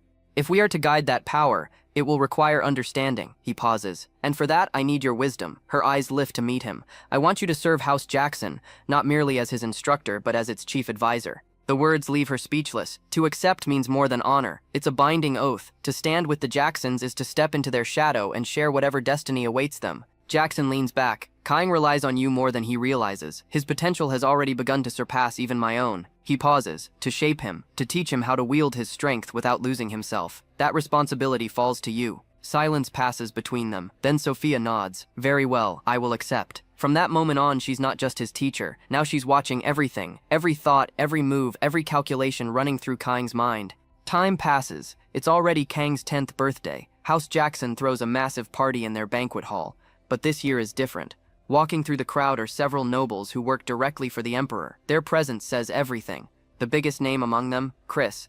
The second he shows up, all eyes lock onto him. Jackson greets him with the respect he demands, and Chris steps forward to give the young lord a polite little birthday greeting. Laughter and music fill the hall. Guests can't stop gushing about how incredible everything is. The food smells amazing, the decorations are blinding, and the Jacksons' hospitality is next level. They're whispering to each other, shocked that some backwater northern province could pull off something this lavish. All their earlier doubts about the duchy being poor and irrelevant, gone. Standing there watching all this fake politeness, Kang stays silent. He sees right through these guests. They're not here to celebrate. They're the Emperor's central nobles, the core of his faction, and they didn't travel all this way to eat fancy food. This is a power move, a reminder. The imperial family hasn't forgotten what happened with Count Brandenburg, the Sword of Sanctity, and they're making damn sure everyone knows it. And leading this little warning parade is the Emperor's personal messenger, Chris, the Crimson Lord himself. Chris stares at Kang with this faint smile that doesn't reach his eyes. "So this is young Lord Kang," he says, voice smooth but obviously sizing him up. He introduces himself with pride dripping from every word. "Head of the Red Magic Tower, the place that worships raw power and lives by one rule, might makes right." Kang's face stays calm, but inside, his heart's racing with memories he wishes he could forget. In his previous life, the Red Tower tortured him. They used him for sick magical experiments that left scars on his body and his soul. Chris keeps talking, all polite and fake, saying he's heard about this prodigy heir whose magical talent blows everyone else in the Empire out of the water. He brings up the rumors, how at only 9 years old, Kang wiped out an entire orc horde just to protect one of his knights. Truly worthy of Jackson bloodline, he says with this courteous little nod. Kang gives him a faint, polite smile back. "Your words honor me, my lord. Please enjoy the celebration." Then he turns and walks away, feeling every single noble's eyes stabbing into his back. Every year this fake noble nonsense gets more suffocating. He'd rather be training with Charlotte right now. But that's impossible since she got promoted to his mother's lady-in-waiting. And even worse, they have to keep her identity secret. She's the daughter of the sword god, so one slip-up and everything falls apart. Just as he's heading toward the terrace to get some air, a sharp scream rips through the festive music. A man's harsh voice follows, shouting at a disobedient maid. Kang's expression goes cold as he tracks the noise to a dim corridor. There he finds this fatty noble pinning a terrified maid named Eve to the floor. "Let me go," she begs. "I serve House Jackson." Fatty sneers. "How dare a filthy servant speak that name? It's the young lord's birthday. Everyone's celebrating and you'd spoil the mood. Better you entertain me instead." Kang's eyes turn ice cold as he steps forward. "What exactly do you think you're doing?" Fatty freezes, shocked to find the young heir standing right there. He stammers, "You're still young, my lord. Perhaps you've never known a woman?" He presses a knife against Eve's trembling neck. "Shall I teach you?" Ignoring the disgusting provocation, Kang says calmly, "Eve, don't be afraid. You'll be safe soon." A flicker of mana sparks in his palm. Then boom, a burst of frost explodes forward, ice surging straight at Fatty and sending him sprawling across the floor. Kang steps closer. He says, "Kneel, and apologize to Miss Eve. She's a member of House Jackson's household, and you will treat her as such." Fatty's face goes red with rage. "How dare you? I represent Lord Chris." Kang asked him, "Tell me then, does your majesty the emperor take pleasure in violating other men's servants?" The corridor goes dead silent. Fatty's face drains of all color, and even the air seems to freeze. Right at that moment, footsteps echo through the hallway. Jackson, Chris, and several guests enter the corridor, and the tension somehow gets even thicker. Chris looks over the scene with this faint, amused smile. He says, "Now this is quite an intriguing sight." Jackson's gaze shifts to his son. "Kang, what is the meaning of this uproar?" Kang bows slightly. "Father, this fatty attempted to violate one of House Jackson's maids." One of the nobles from the Imperial faction actually chuckles, and for such a petty matter, young Lord Kang would dare treat him with such disrespect. Seeing his chance, Petro drops to his knees and starts whining like a victim. "My Lord Jackson, your son has overstepped. He struck me without cause." Before he even finishes his sentence, Kang stops and asks, "Who allowed you to stand?" Fatty freezes, trembling under the young lord's gaze like a scared animal. Kang turns to face the assembly of nobles. The guests from the imperial capital carry the honor of representing the emperor. Yet this man dared to sully that name by assaulting one of our household servants. His actions were not only shameful, they were an insult to the emperor himself. I could not permit such disgrace. A moment of stunned silence. Then Chris breaks into laughter. He calls it splendid, saying Kang's tongue is as sharp as his father's sword. The young lord is absolutely right. How dare a man representing him commit such filth? His smile turns wicked as he decides to burn this insect alive. Fatty's face goes ghost white. He tries to beg for mercy, but his pathetic plea ends in a scream. Chris raises his hand and conjures this blazing sphere of flame. The fire roars forward and swallows Fatty whole. His cries echo through the hall until silence. Nothing left but ash. Chris bows slightly, like he just did everyone a favor. He declares the young lord's judgment was flawless, to protect his majesty's honor. Filth like that must be erased without mercy. Still smiling that dangerous smile, he tells Kang he sees a brilliant future ahead, and may his name resound across the empire. With that, the tension melts away. The emperor's envoys withdraw, and calm slowly creeps back into Jackson Castle. Days pass, and Maid Eve barges into Kang's room to wake him up. He thanks her, expecting her to bounce, but she just stands there like she's got something stuck in her throat. Our boy immediately knows something's up. She finally spits it out, thanking him for what went down on his birthday, and going on about how it's such an honor for someone like her to serve him. Kang raises an eyebrow. Is that really all she wanted to say? For now, he thanks her for the compliment, and reminds himself that as the eldest son of House Jackson, he knows exactly how much weight a name carries, and he plans on weaponizing that name to bring the entire empire crashing down. Soon after, he gets summoned to Jackson's office. His father wastes no time calling him out. Sure, Kang's clever, but his recent behavior is raising some serious red flags. He demands to know what's going on. Kang drops a bomb. Did you know that if the otherworldly hero hadn't died in battle against the divine sword Bardell, the next place that hero's sword would have been swung was right here in the Jackson? His father's face goes red. He's absolutely livid. How could Kang possibly know that? Simple. In his past life, Kang heard all about how the Empire was scheming behind House Jackson's back. The Empire threw the hero away like trash. They were terrified of what would happen if their golden prize snapped its leash, and their obedient hunting dog went absolutely feral on them. So Kang lays it all out. Even after the otherworldly hero took down the Demon King, the Empire didn't bother cleaning up the Demon King's domain. Instead, they sent us completely insane orders to turn that cursed wasteland into Imperial territory, and demanded our house sacrifice everything to make it happen. And they had the audacity to give that land to you. As long as the darkness on that land isn't fully cleansed, our house will keep bleeding, and it won't stop, and it gets worse. People inside the Empire and beyond the northern borders look at House Jackson and call them the Clan of Darkness. Just like they threw the hero under the bus, they'll absolutely try to eliminate anyone who might become a threat from within. It's just a matter of time. His father's eyes narrow. How can Kang be so sure they abandoned the otherworldly hero? Our boy shrugs. These are just deductions I made from reading the records. Logically, it's the only thing that makes sense. Officially, the hero died an honorable death in a fierce battle against the divine sword Bardell, but only a handful of people know the real truth. Kang doesn't stop there. If my theory's right, the Empire is nothing more than a glorified oppressor that conquers weak nations by brute force. His father stares at him, completely stunned. This kid's wisdom is way beyond his years, so he asks the obvious question, what does Kang think they should do going forward? Without even a second of hesitation, Kang says they need to destroy the Empire. His father's eyes go wide. Do you even know what you're suggesting? That doesn't scare Kang one bit. He doubles down with the same confidence. I'm not saying we raise our army and revolt right this second. I'm talking about 10 years from now. His father looks confused. Kang explains, even now, resistance groups across the continent are pushing for independence. There are vassals like you, Jackson, who are terrified the Empire will turn its blade on them next. The economy's shrinking, banditry is spiking every single day, and even though the 7-continent unification ended, the after effects of war have only gotten worse. By then, we'll have built enough strength to protect our house against the Empire. We'll support resistance forces operating in different regions. And he keeps going. Kang lays out his entire master plan to dismantle the Empire piece by piece until the sun finally sets outside the window. When he's done, he asks his father what he thinks. His father is genuinely blown away. This boy can see things even he can't perceive. He's proud, truly proud that Kang is his son. Right then and there, he makes a declaration. From this day forward, Kang is no longer just Jackson's eldest son. He's not some random 10-year-old kid anymore. He's officially the heir who will one day lead House Jackson. And as the head of the house, he promises to listen to Kang and respect his words in all matters going forward. Kang's been waiting for this exact moment since the day he was reborn, the day he finally gains the authority to move House Jackson's power into his own hands. His father tells him to speak freely about whatever decision he's about to make for the family.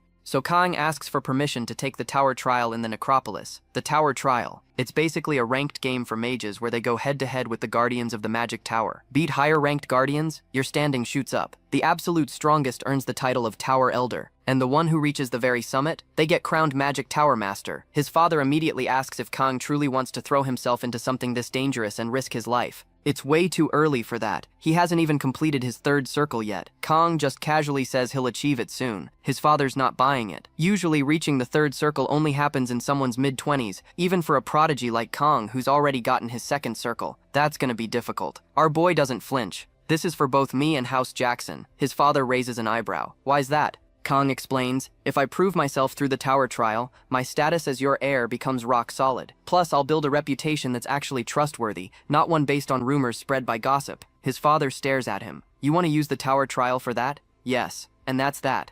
A few days later, they arrive at the city of death, Necropolis. Everyone's waiting as Jackson and his son roll up to the location. As people welcome them, Kang can't stop yawning. According to him, he probably pushed himself too hard again. Meanwhile, people start gossiping about the unprecedented genius that is Kang Jackson. Some boys from the academy huddle together whispering. One scoffs, saying it's a complete joke that Kang's swordsmanship is supposedly on par with Jackson's elite knights. Another kid declares, I, top graduate of the academy, am the one destined to win this tower trial. At the entrance, a lady in a sharp white suit with short hair steps forward to greet Jackson and his son. Jackson returns her greeting politely. She's Alia, elder of the tower and secretary general overseeing all administrative duties while the tower master's away. Jackson tells Kang she'll be assisting him during the trial. They both step inside the tower. 59 other participants are already waiting. Alia is now standing on the first floor, facing all the participants. She introduces herself and lays out the steps and rules for the trial. She tells everyone to check the necklace around their necks and pay close attention. This trial, it's Battle Royale style, a life point battle. Each necklace has a shield spell that protects you. When you land a valid hit on an opponent using the corpses scattered across the field, their necklace activates its shield spell and shatters, meaning they're eliminated. The attacker who lands that strike, they gain 1 life point on their necklace. Get your total score to 3 points, and you advance to the next floor. Oh, and one more thing. Anyone caught using artifacts gets disqualified for cheating. Kang listens to all this and immediately thinks it's a quick and easy way to wipe out all the rookies. But then a couple of academy students swagger up to him. They comment on how Kang already achieved the 3rd circle at his age. One of them grins and says, "We gotta take down this monster first." The trial begins. Everyone immediately starts controlling the undead and attacking whoever's closest. More than one student gangs up on Kang at the same time, but our boy just stands there, completely calm, not even a hint of panic. He's already controlled his own undead and starts using them as literal meat shields. Then Kang whips out some water magic, blasts one of the opponent's undead, and smashes it to pieces. The student controlling it freezes. His brain catches up and he realizes Kang's a dual element mage. Another student tries attacking from behind like a coward, but Kang's undead shields him with ice armor on its back. The undead immediately spins around and smacks the attacker's undead right across the face. One of the other students starts whining that using water element spells breaks the rules. He argues that only necromancy and magic that controls the undead are allowed. All other forms of enhancement are forbidden. Kang doesn't even blink. He calmly explains there's no rule saying he can only strengthen the undead with dark magic. Besides, the fact that the trial hasn't been stopped means he's completely right. That pisses the opponent off,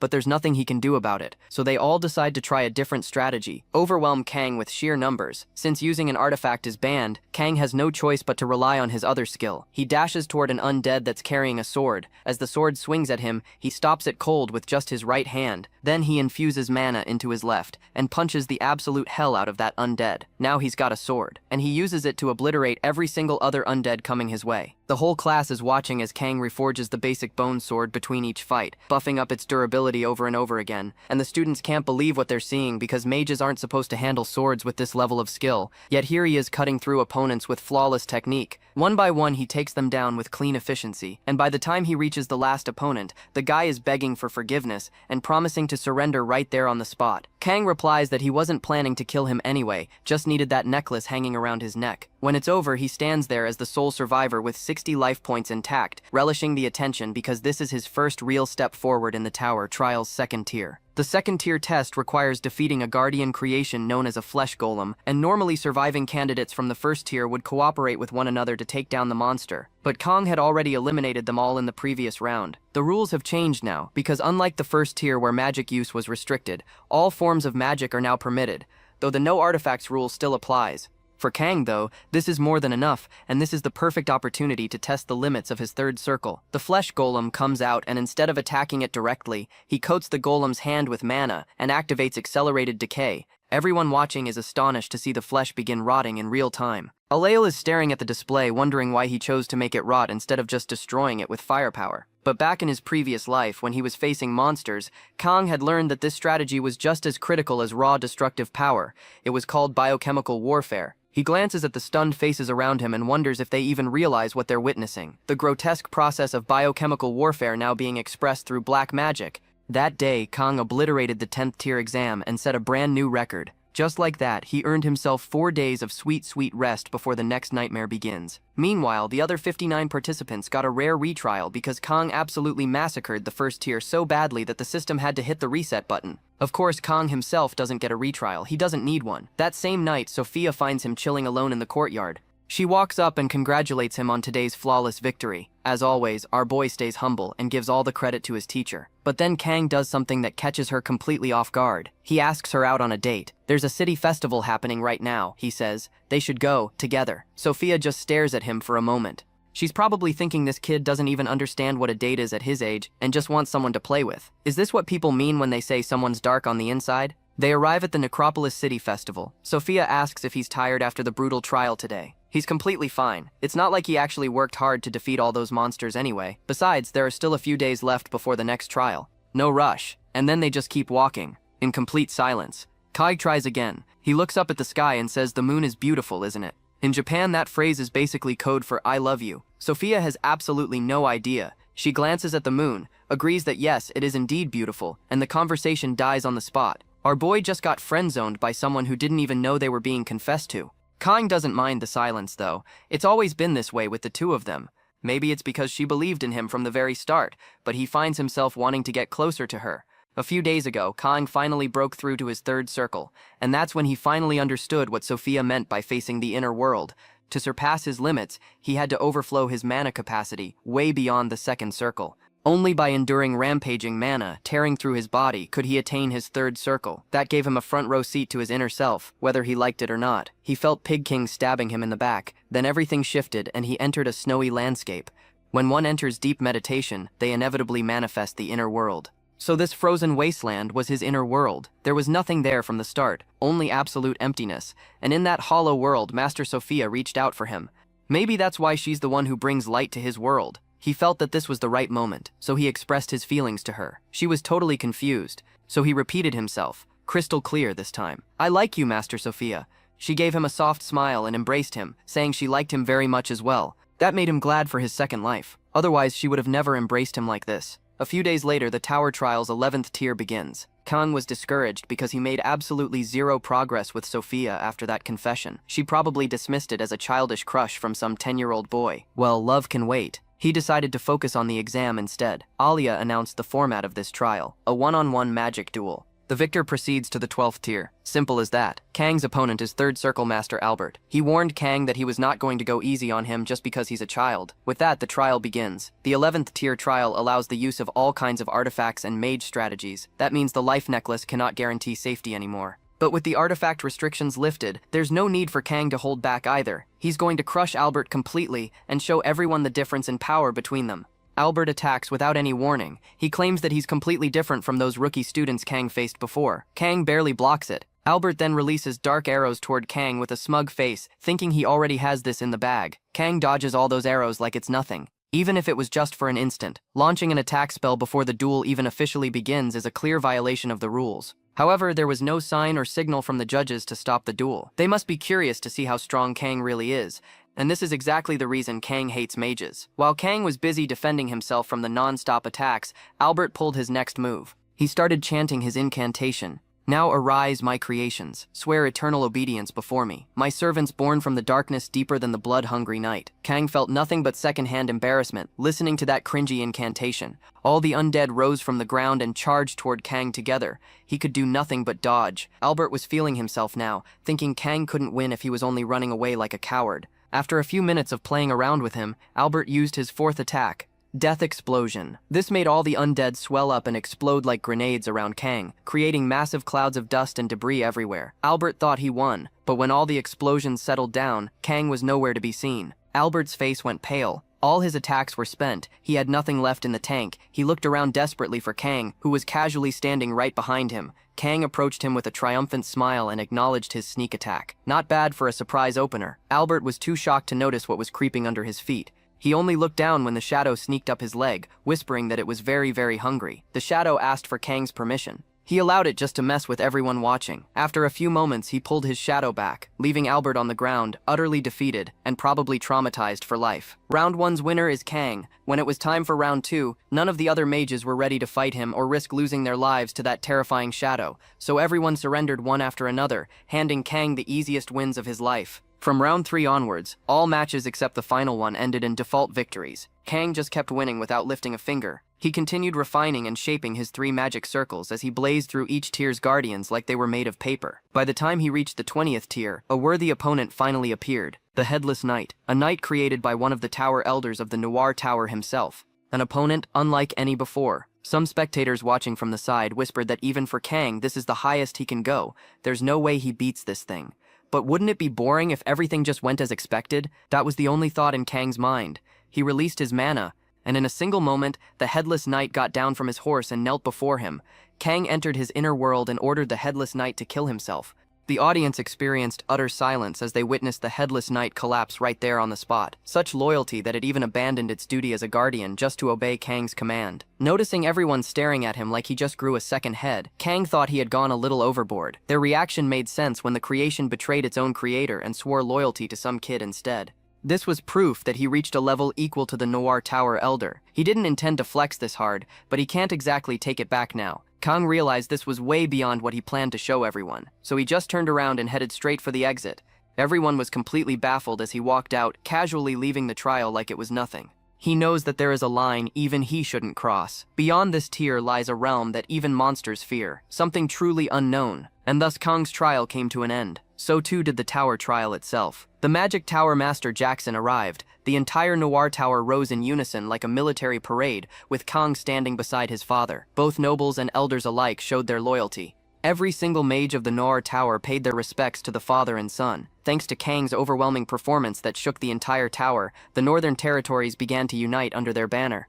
The Northern Empire Jackson was born. Upon the successful completion of the tower trial, Jackson assigned Kang command of the Orc Horde Extermination Squad. It was a task far too great for a 10-year-old child. Regardless, no one doubted his ability to lead as a commander. Thus, as the rightful heir of Jackson, he gradually began to unite the North under his rule. After successfully completing his task, Kang went to report to his father on the mission details. He reported that they had slain 145 orcs total. His father asked if there were any casualties. 3 sustained minor injuries, otherwise none at all. Then his father asked if he used magic to protect them during battle. No, he didn't make that mistake this time. He credited the results to their loyal swords instead. That was the end of the report. His father gave him the appreciation he deserved for a job well done. Uncle Ben also acknowledged that Kang had already grown comfortable commanding a large cavalry unit at such a young age. Kang thanked Ben in return for all his teachings over the years. Ben also pointed out that it wouldn't be long before he was leading full-scale territorial wars. A new stage is always welcome when it comes to Kang. The duel ends with Charlotte gasping for breath. Kang watches her wipe the sweat from her brow and nods with approval. She's improved quite a bit, but they both know the truth. She still can't compare to him. Kang laughs and asks if he teased her too much. Charlotte shoots him a glare. Well, you're already a third circle mage. You passed the tower's 20th tier. Ever since then, everyone's been going young Master Kang this, young Master Kang that. Don't they get tired of it? He smiles and tells her not to worry.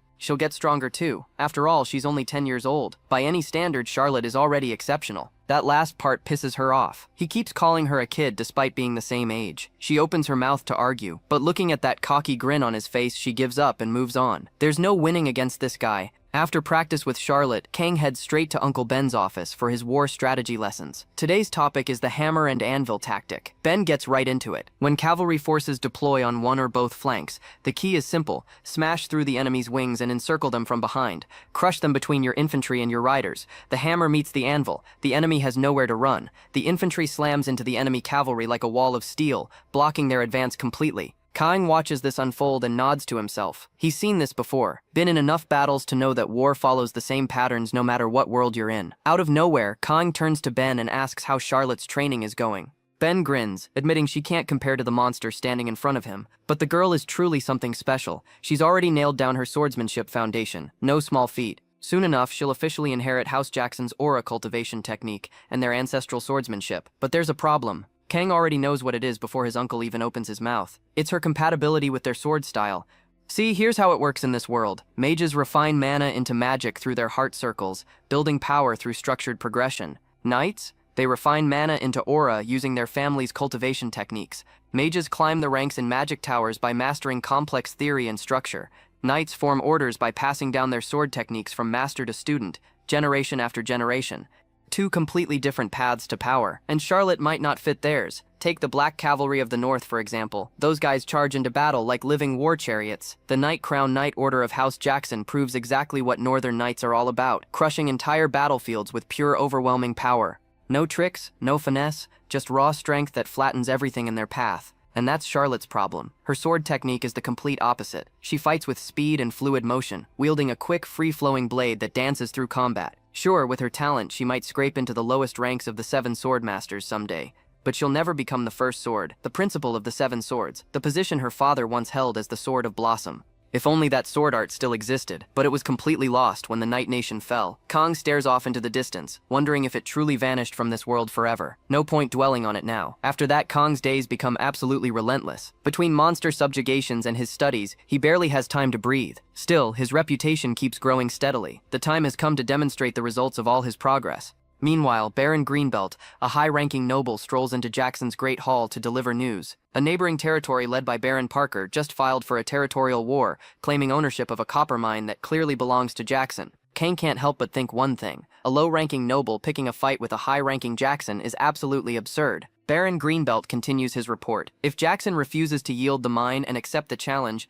Pig King has reportedly sided with Baron Parker to back his claim. This is Pig King's plan all along. He never forgot his humiliation at Jackson's hands. Ever since that day, he must have thought about nothing but repaying the embarrassment he suffered from Jackson. But starting an open territorial war would have been too obvious, too risky. So instead, he chose to settle this in a border region, where his involvement would be ambiguous, smart, cowardly, and effective. Kang steps forward and asks his father if he'd like to command this battle together with the Knights of House Jackson. He's ready to prove himself, but Jackson shuts him down immediately. He refuses, saying it's far too early for Kang to shoulder this burden. Jackson warns him against speaking recklessly. A war against people is entirely different from slaying monsters. The beasts don't scheme, they don't betray, they don't surrender, and then stab you in the back. Humans do. Kang freezes. His father has never spoken to him like this before, so cold, so dismissive. Jackson turns back to the noble and assures him he'll handle this issue personally. The noble thanks him for his generosity and leaves. Kang storms out right after. Later, he vents his frustration about his father's words to Uncle Ben.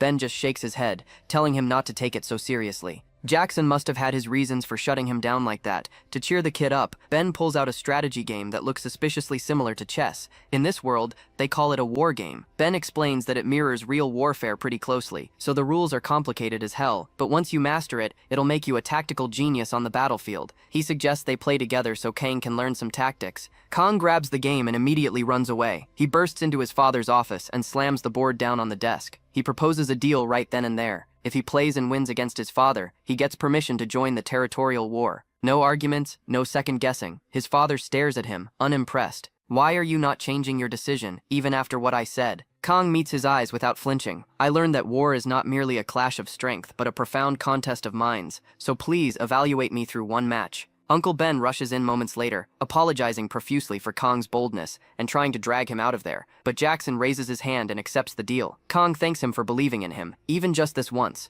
Of course, if he loses the game, he has to abandon any idea of participating in the battle. Kang agrees without hesitation. Then the unthinkable happens. Kang wins the game. Uncle Ben nearly chokes on his own spit. Despite Jackson generously giving young Master Kang the advantage of superior troop numbers and favorable terrain, the kid wins 2 out of 3 matches against Jackson himself. The man who's fought in countless real wars, who's commanded entire armies beaten by his own son. His father leans back in his chair, studying him carefully. When did you learn this game? Kang shrugs, keeping his expression neutral. I found a rule book in the library a few years ago and started learning it. Of course, that's a complete lie. His father grants him full command of the knights for the coming battle, but he makes one thing crystal clear. No matter how high his expectations are, the honor of House Jackson is at stake. Defeat will not be accepted. Failure is not an option. Jackson leans forward. So I'm asking you one more time. Can you truly shoulder this fight entirely on your own? The weight of an entire family's legacy rests on Kang's answer. Kang doesn't hesitate. He assures his father he can be fully trusted. His father stares at him for a long moment, then nods. Sometime later, at the Malberg's castle, Pig King is absolutely losing it. He's shouting at his son for spending the entire day drinking and fooling around like a useless drunk. What makes it worse, he just got word that Kang is leading the knights himself, a 10-year-old kid commanding an entire army. He tells his father not to worry about some 10-year-old brat. This is Pig King's eldest son, Philip, and every single word coming out of his mouth only makes his father more furious. Philip slurs out a request, asking his father to let him crush the arrogant brat of House Jackson with their knights. Pig King slams his hand on the desk so hard it shakes. He roars back at his son, calling him delusional if he thinks he could ever catch up to that monster even in 100 years. Philip stumbles backward and falls to the ground. His father towers over him, glaring down with pure contempt. He calls his son a pathetic insect, inferior even to a 10-year-old child. He regrets not having secured Charlotte yet. That would have solved everything. He looks back at his worthless son and makes a decision. For this battle, he'll entrust Philip with the command of their knights. Philip's eyes light up immediately. Philip stammers, asking what he means. Pig King explains coldly. The actual command will be handled by Sir Alexander. Philip's job is to be the army's figurehead. That will suffice. Before Philip can protest, Pig King orders Sir Alexander to drag him out of the room. Pig King wanted to take the field himself, crush House Jackson personally, but he can't go all out against a child without looking like a monster. Worse, he suspects this entire situation is part of some larger plan by Jackson. He can't afford to fall into a trap. A few days later, Kang arrives at Baron Greenbelt's territory. The reception is skeptical, to say the least. They were expecting Jackson himself, not some kid barely old enough to hold a sword. The knights immediately start whispering among themselves, saying all kinds of mean things about Kang being just a child playing soldier. Baron Greenbelt, the noble who requested their aid, tries to thank him politely, but even he has his doubts. He welcomes Kang's team to a banquet they've arranged in their honor, but Kang cuts him off immediately. There's not much time. He draws his sword and points it directly at Greenbelt. Everyone in the room tenses up, hands moving to their weapons. Kang wants to inspect the condition of the troops under Greenbelt's command first. Among the soldiers he leads, Kang asks who is the strongest among them. The room goes dead silent. Harry, a man with red hair, steps forward, declaring himself the strongest fighter present. He boasts that no man capable of defeating him has been born yet in this territory. But on the inside, he's absolutely irritated by this small kid pointing a sword at people's throats like he owns the place. Harry decides right then and there to put this brat in his place. Kang pulls his sword back and addresses the room. He points out that everyone here seems to be doubting his ability. They doubt him because he's a mere 10-year-old who was put in charge of an important battle without any prior discussions, right? He stabs his sword into the ground with enough force to shatter the tiles beneath it. Kang admits he's also doubting the competence of their knights. The fastest way to clear their mutual doubts is with the sword, wouldn't they say? But here's the amusing part. Their so-called strongest knight of the order, the one they so proudly boast about, is currently drunk off his ass. The man is proving his doubts all by himself. He asks if drinking also gave him courage. Harry pulls out his sword and accepts Kang's challenge immediately. Before starting the duel, Kang asks the man if he's heard about his sword. Harry says yes, slightly pissed by this kid's overconfidence. With that, they begin. Harry attacks first, coming in aggressive. Kang blocks the strike with both hands, one controlling his artifact and the other wielding the sword. It doesn't go unnoticed that his sword isn't even infused with mana. Harry tells himself that only a few elite knights can even use aura blades, so he dismisses it and decides to go easy on the kid. No need to embarrass him too badly. But then he keeps getting attacked from everywhere. Kang's artifact keeps distracting him, preventing him from landing a proper blow. Every time he thinks he has an opening, something else comes at him from a different angle. Kang is just getting started when he hears a yelp. Harry is on the ground, clutching his shoulder. It's broken. He wasn't even struck. Even Kang looks surprised. He didn't even do anything for Harry to be hurt this badly. The Greenbelt goes pale and starts yelling at Kang for taking down his elite knight, even before the battle has begun. How is he supposed to fight now with his strongest warrior crippled? Kaig is equally frustrated to see someone this incompetent calling themselves elite. He turns to Greenbelt and asks if he even understands the situation they're in. With that pathetic skill level, the Greenbelt forces would only drag House Jackson down in the upcoming battle. Was Greenbelt planning to just sit back and watch while House Jackson does all the work? Greenbelt is stunned by Kang's harsh tone. Kang presses on. He asks if that man is truly the knight Greenbelt boasted about as his strongest. House Jackson never hesitates to serve as the shield of those they protect. But that doesn't excuse anyone from neglecting their duty. Therefore, until the battle arrives, Jackson's knights will serve as their sword. Now choose. Will they follow him, or will they lose the land beneath their feet?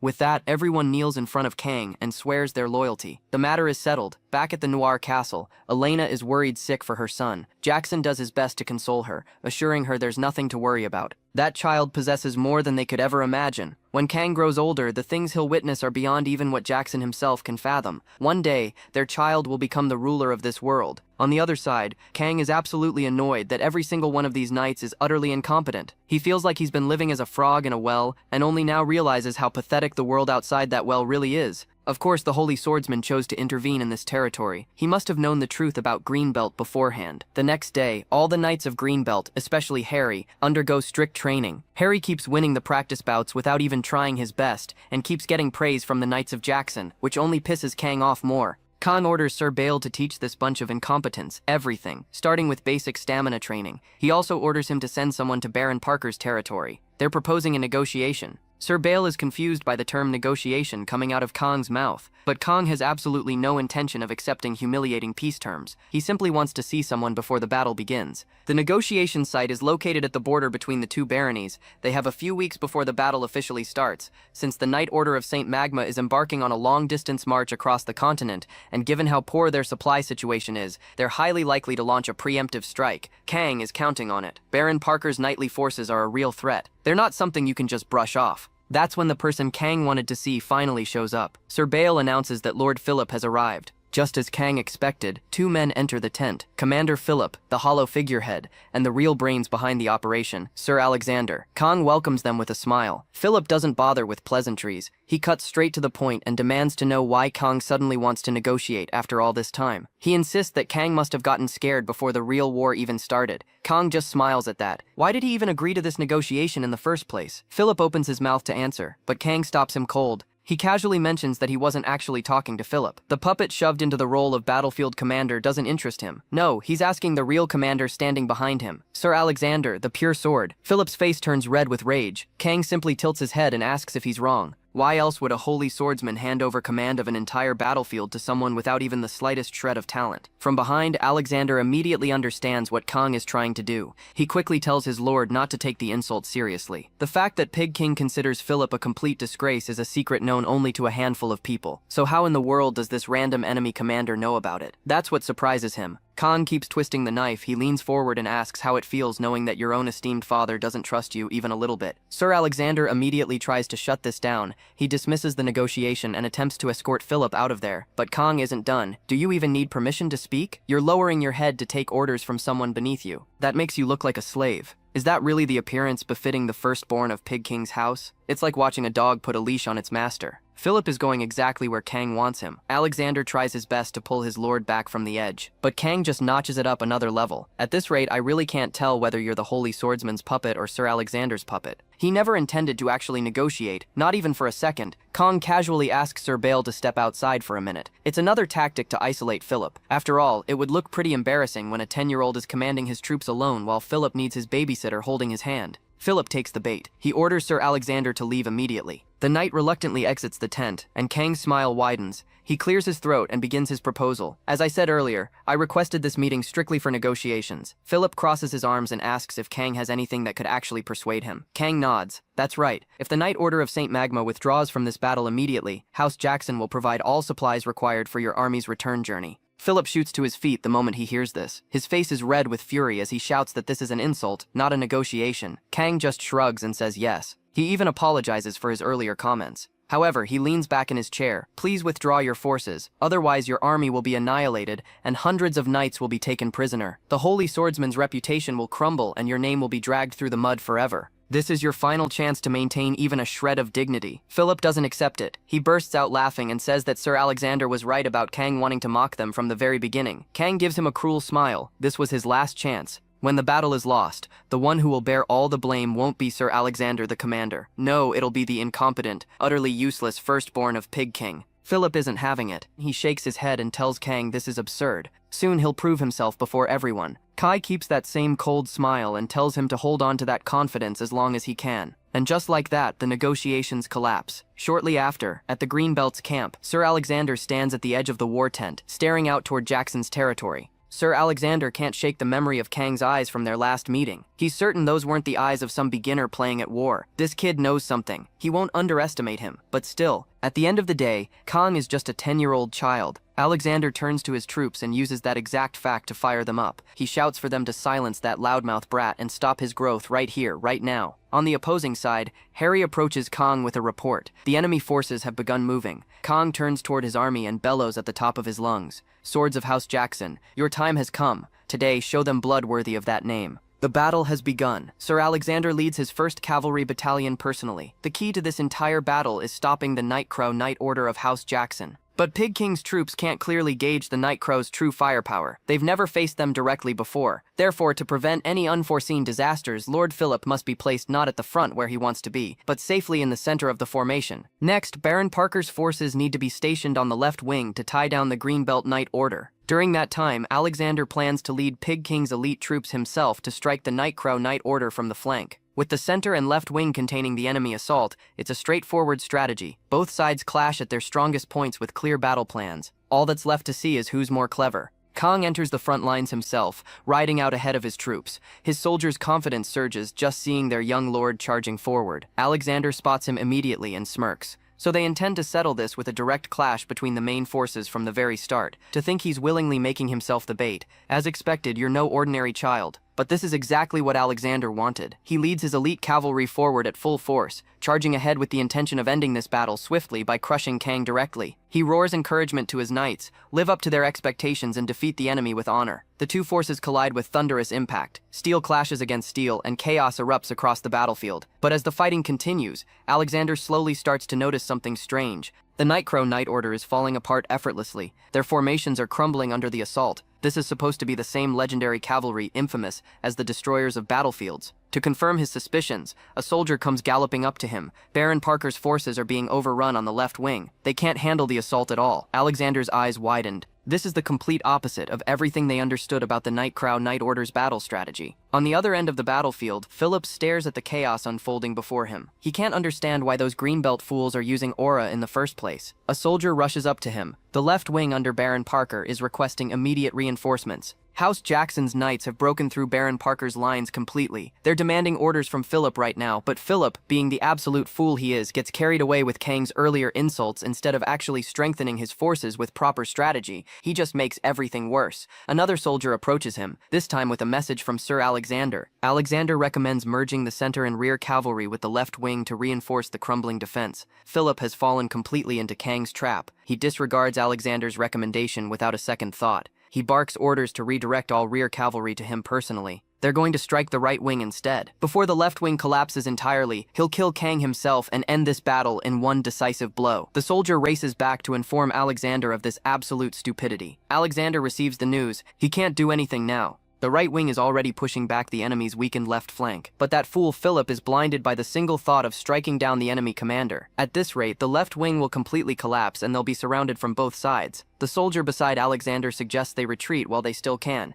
Alexander refuses. He's not going to accept defeat so easily. Not like this. Kang's confident eyes from their meeting keep flashing through his mind. Alexander becomes something more lethal. He decides to crush Kang's arrogance himself. With his own hands, he turns to his 1st Cavalry Battalion and gives the order to charge into the heart of the battlefield. There's only one path left now. His soldiers await his command with weapons drawn. Alexander presses his sword to his forehead and begins to pray. In the name of Saint Magma, may the pure sword be blessed. May the protection of Goddess Sistina be upon us. May the sister goddesses grant us grace and mercy. He raises his blade high and bellows to his knights. From this moment forward, we break through the enemy lines and take the enemy commander's head. Raise your swords and follow me. They charge forward at full speed, leaving their victory to the fates. They don't know it yet, but they're walking straight into Kang's trap. On the front lines of any battle, a commander's field of vision always narrows dangerously fast. The weight of war and the crushing anxiety cloud even the sharpest judgment. That weight is something even Sir Alexander, the pure sword himself, cannot escape. And no one would have ever thought that someone on this medieval battlefield would have learned even the basics of magic. But Kang is the exception to that rule for one very specific reason. He aims his ice bullet arrow straight toward the shocked enemy line charging at him. The spell launches forward and hits a knight's horse directly behind the commander.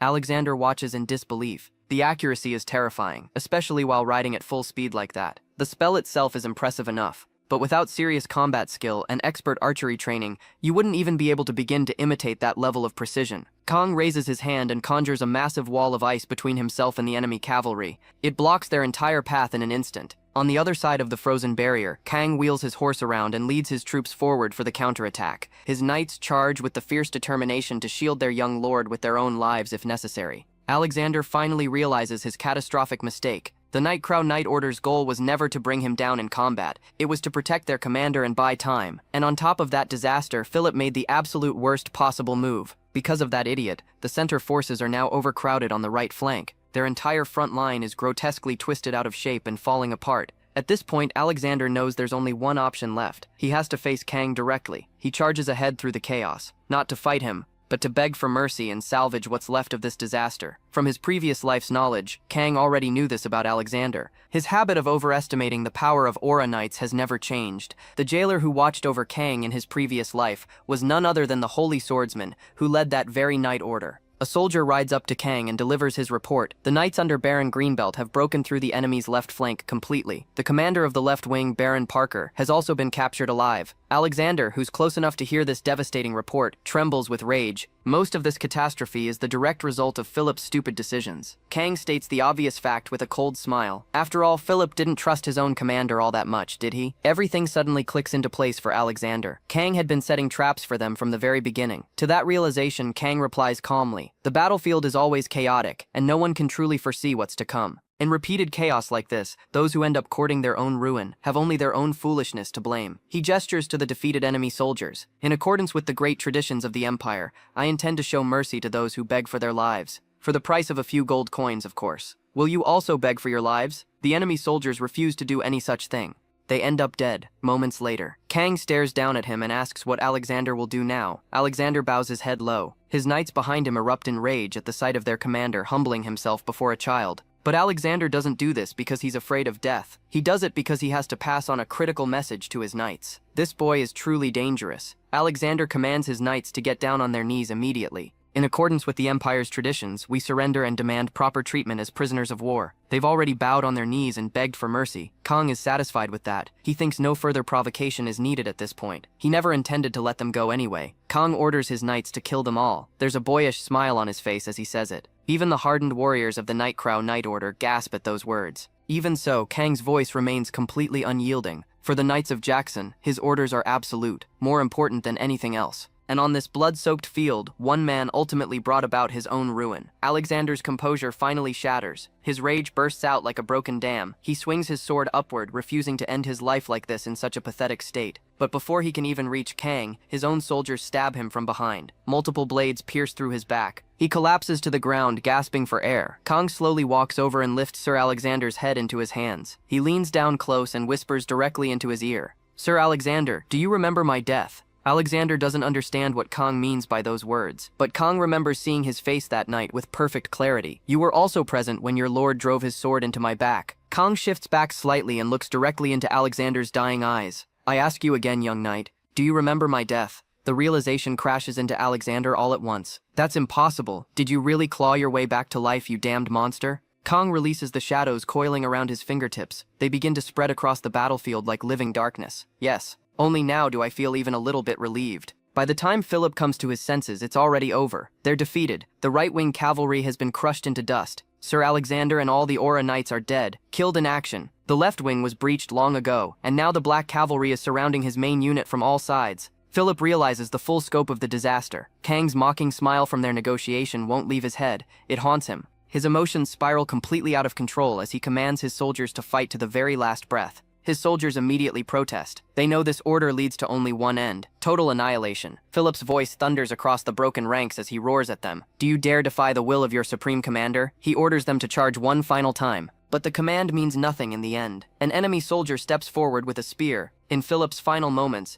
his thoughts aren't of his people or his fallen kingdom. They're not even of honor or duty, just regret. Everything goes exactly according to Kang's plan. Philip is now kneeling before him in the dirt, spouting pathetic nonsense about being broken but not defeated. Kang looks down at him with pure disgust. "For someone who ran away just to save his own skin, you say quite plausible-sounding things." Philip shamelessly replies that he had a duty to survive until the end as the commander of this battle. Kang uses his own words against him. He pulls out his sword with a cold smile. The battle is already over. There's no need for Philip to keep living anymore. With no path left to escape, he desperately accepts the one-on-one duel Kang had proposed earlier. Kang's commanders have zero patience for Philip's foolish words, but Kang allows it to pass without comment. There's no formal beginning to the duel. Philip suddenly charges forward in a wild, desperate attack. Kang expected nothing less from someone so utterly worthless. With a casual motion, he releases a small shadow strike from his open palm. Philip collapses instantly. He rolls across the ground, screaming in agony and begging for mercy like a child. The sight is so humiliating that even the battle-hardened onlookers can't bear to watch. And just like that, the noisy war ends with a ridiculous scream. Kang is welcomed back with great fanfare. Everywhere he goes, voices rise in celebration, recounting his glorious deeds on the battlefield. Everyone praises the young hero. Everyone, that is, except one man. To him, this victory is not something worth celebrating at all. Rivers of blood flowed on that day, did they not? Was such merciless slaughter truly what God desired?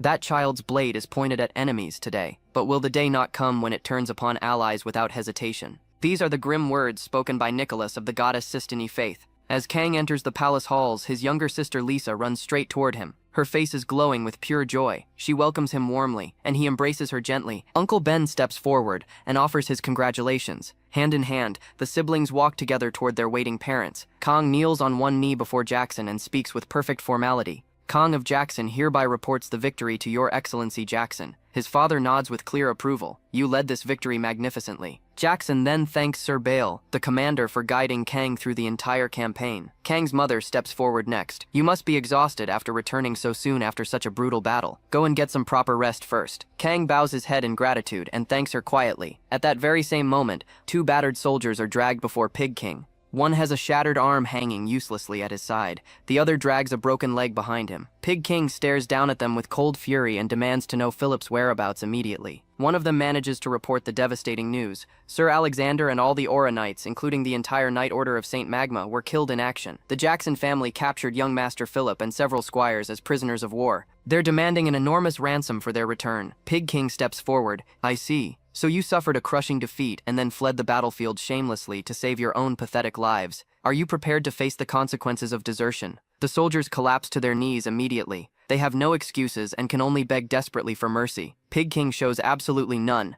Take them to the basement. I will make them beg me to kill them instead. The battle of that day, later known as the Black and White War. From that day forward, the image of Kang standing cold and unmoved before enemies crying for their lives spreads far and wide across the empire. He comes to be known as the Black Young Master. And just like that, Kang turns 11 years old. On his 11th birthday, his father presents him with an incredible gift. At the upcoming official ceremony, Kang will be appointed Viscount of Jackson. It's a title that grants him the full authority to act as the Lord's proxy in all matters. With this single act, his father fulfills his promise to recognize Kang as an equal head of the family. Kang thanks him sincerely for the honor, but then he makes one more request. It may be sudden, but there is a duty I wish to carry out as your excellency's proxy. His father raises an eyebrow and asks what it is. Kang takes a breath. People say that in that battle, the Black Young Master showed a cruelty that spared no prisoners whatsoever. Knights armed with the faith of the goddess fell by my hand without mercy. The church will not look kindly upon this. Therefore, I wish to go on a pilgrimage to the Sistina Papal territory. There I will face the weight of the infamy I have spread firsthand. His father remains silent for a long while. I don't understand your reasoning. Fear is a tremendous asset on the battlefield, something you can't trade for anything else in this world, and yet you intend to deny your own infamy and cultivate favor with the church instead? Kang meets his father's eyes directly. They're a faction worth conceding that much too. His father studies him carefully and asks whether he has another plan hidden in mind. Yes, I do. I'm going to make them an offer they can't refuse. However, something else lingers at the back of his mind. He also plans to get his hands on the forbidden grimoires hidden there. This decision stems from something that happened just a few days earlier. Kang has a nightmare. A skeleton with glowing blue eyes seizes him and shakes him violently. Do you remember my death? Half asleep and utterly shocked, Kang mutters something incoherent. We remember our death. The skeleton vanishes in an instant. In the next moment, his chest bursts open as if someone stabbed him from behind with a blade. He wakes up with a gasp, clutching his heart and drenched in cold sweat. That nightmare was the abyss of the mind, the darkest scene he witnessed within the mind world when he forcibly tore it open to form his third circle. The practice of controlling one's inner world and refining it is both the beginning and the end of every mage's journey. To fully control his mind, he needs far greater power than what he currently possesses. And so, his journey begins. Early on, he reaches the border between Baron Greenbelt's territory. This marks the end of the Empire's northern region. Beyond this point lies the Central Lands. A few rough-looking men approach Kang and Sir Bale on the road. Or rather, their arrows reach them first, before the men do. Bale immediately asks what the hell this is all about. One of the bandits steps forward with a smirk. It's common sense to pay a toll upon entering a noble's territory, boy. Kang says he anticipated this exact scenario. He tosses a heavy bag of gold coins onto the ground without hesitation and continues walking forward. But these are bandits. Nothing is ever enough for them. After traveling just a few more miles down the road, an even larger group appears ahead. They block the path completely and claim that Kang and Bale cannot pass without paying a toll first. Bale points out that they already paid one of their subordinates earlier. He adds that collecting tolls more than once is illegal under imperial law. The subordinate who took the bag of gold steps forward with a proud grin. Paid it? We've just met for the first time, haven't we? If you value your miserable lives, quietly hand over everything you have right now. The subordinate chimes in again like an idiot. Yeah, that's right. This man here survived to the very end of that famous Black and White War. He's the hero who turned the tide single-handedly. Baron Parker himself. Kang bursts out laughing so loudly that every single man standing atop the hill flinches back. He slowly pulls back his hood and stares directly at them. A hero who turned the tides, you say? That's quite different from what I remember happening. They all recognize his face instantly. Their eyes widen in terror. But instead of fleeing for their lives like they should, their commander orders them not to panic. After all, there are only two opponents standing before them. They themselves are armed with numerous archers and dozens of men. They actually believe they can win this. Bale glances at Kang and asks for the order. Yes. Kang's voice is cold and final. He has zero intention of playing with these pathetic puppets any longer. Bale moves instantly. He halts the incoming arrows mid-flight with a wave of his hand and launches himself forward. He swiftly cuts through the lowlifes like they're made of paper. When he reaches the commander at the back, the man immediately falls to his knees. He begs desperately for mercy. He offers to return the gold taken earlier and even swears eternal loyalty. Kang looks down at him with empty eyes. Why would I do that? Kang passes countless robber nobles and bandit knights just like them as he travels across the central continent. Several long weeks later, they finally arrive at their destination. Bale gestures ahead with reverence. This is the papal state of Sistina, Puzzle, the city of the Holy See. Kang gazes upon the massive white city walls. He finds the title City of the Holy See utterly absurd and laughable. He claimed to have come on a pilgrimage to seek forgiveness, yet the word judgment suits his true intentions far better. Kang and his commander Bale enter the Grand Castle to meet Nicholas, a sixth circle white mage, and one of top 12 who stand at the absolute pinnacle of the goddess church's hierarchy. Both of them kneel respectfully before the powerful mage and offer formal greetings. The mage smiles warmly down at Kang and speaks with a gentle voice. I heard that an immense amount of blood was spilled in that battle. Young master, the sacrifice of Saint Magma's faithful brothers was truly regrettable. Kang replies with perfect calm. I too find the outcome of the Black and White War deeply unfortunate. Due to my own insufficient judgment, I caused unnecessary sacrifices on both sides. I came to the papal state in person, concealing my power and status to go on a humble pilgrimage. I sincerely hope my resolve will not scatter in vain.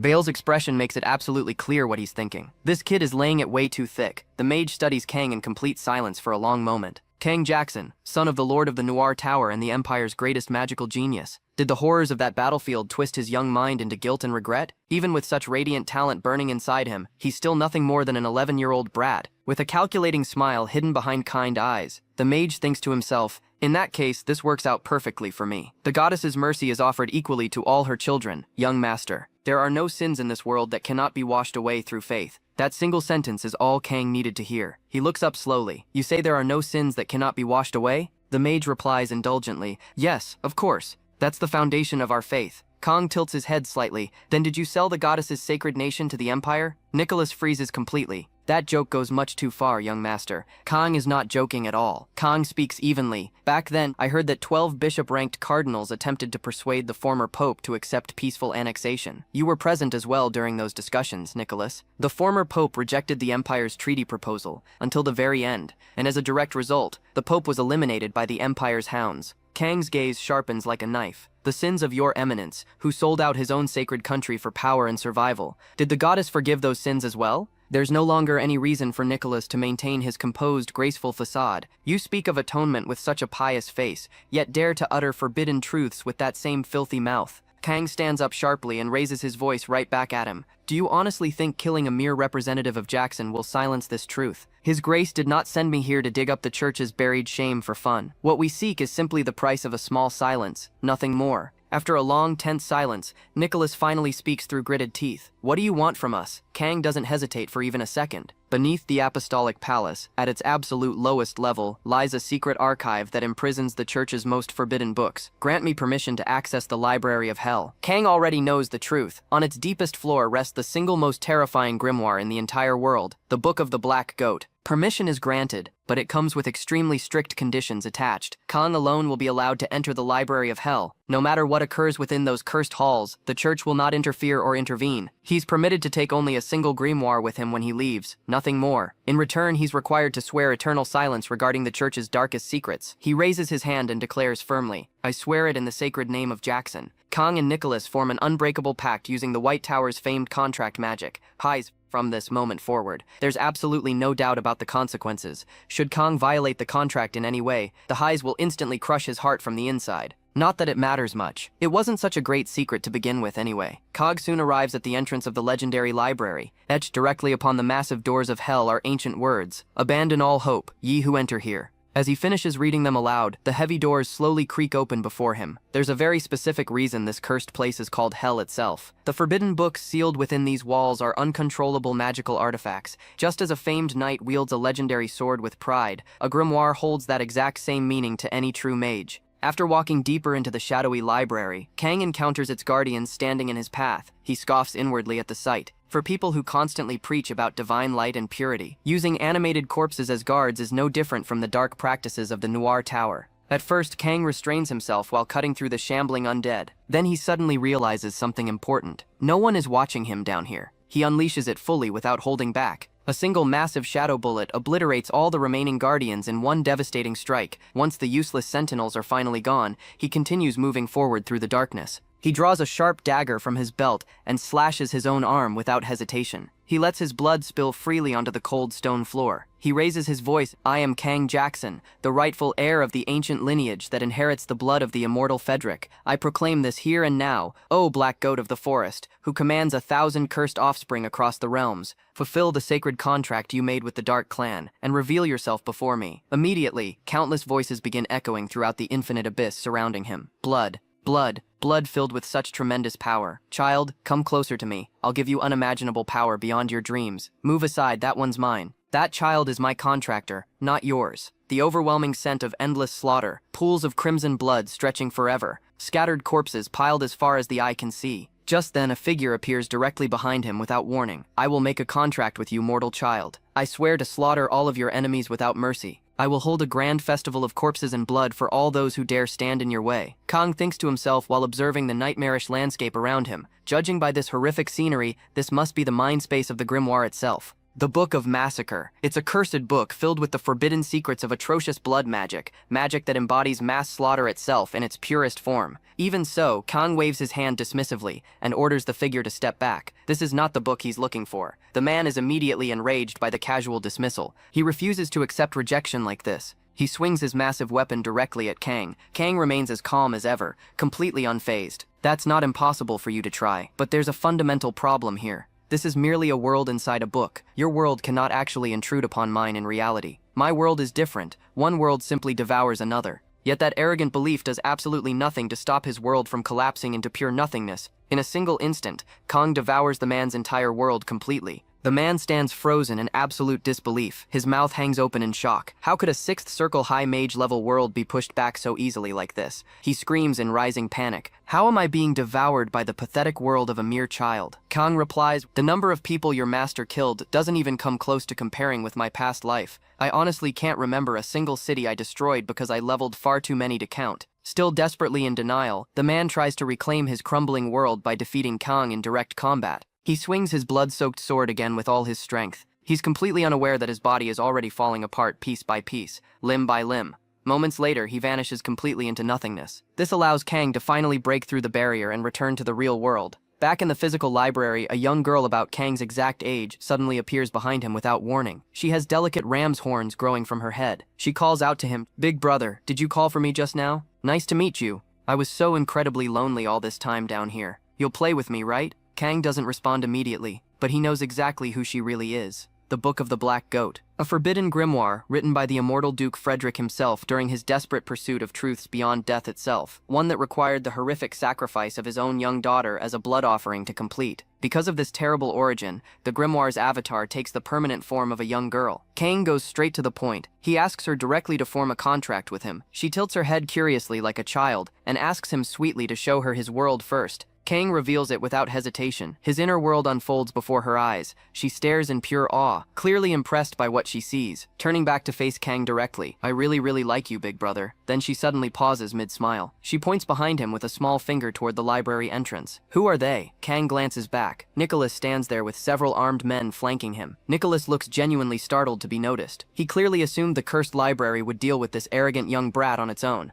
Seeing that Kang has already secured the legendary grimoire so quickly leaves him visibly shaken. Kang turns toward him casually. "What are you doing here, your eminence?" Nicholas has absolutely no justification ready. Kang calmly reminds the cardinal of one little detail. According to the contract, whatever happens in hell is nobody's responsibility. He smiles faintly at the cardinal's nervous face. The cardinal still tries to play innocent, claiming he's just concerned about Kang's well-being. Yeah, nobody's buying that. Behind Kang, the young girl suddenly clasps her hands together with pure excitement in her eyes. "Can I eat them?" Kang glances back at her and gives a casual nod like he's just giving permission for a snack. "You can, but be careful. You might upset your stomach." He says it so casually, like he's warning her not to eat too much before dinner. That's the moment the cardinal finally drops his act. He starts praying at the top of his lungs, throwing out every holy phrase he can remember. "In the name of the Father, the Son, and the Holy Spirit, have mercy on us, Alishan. Grant us mercy, misery, noise, God wills it. May the sister goddess's compassion be with us. The Lord's light covers you. Praise him. Alleluia." The knights standing beside Nicholas suddenly sprout glowing white wings from their backs.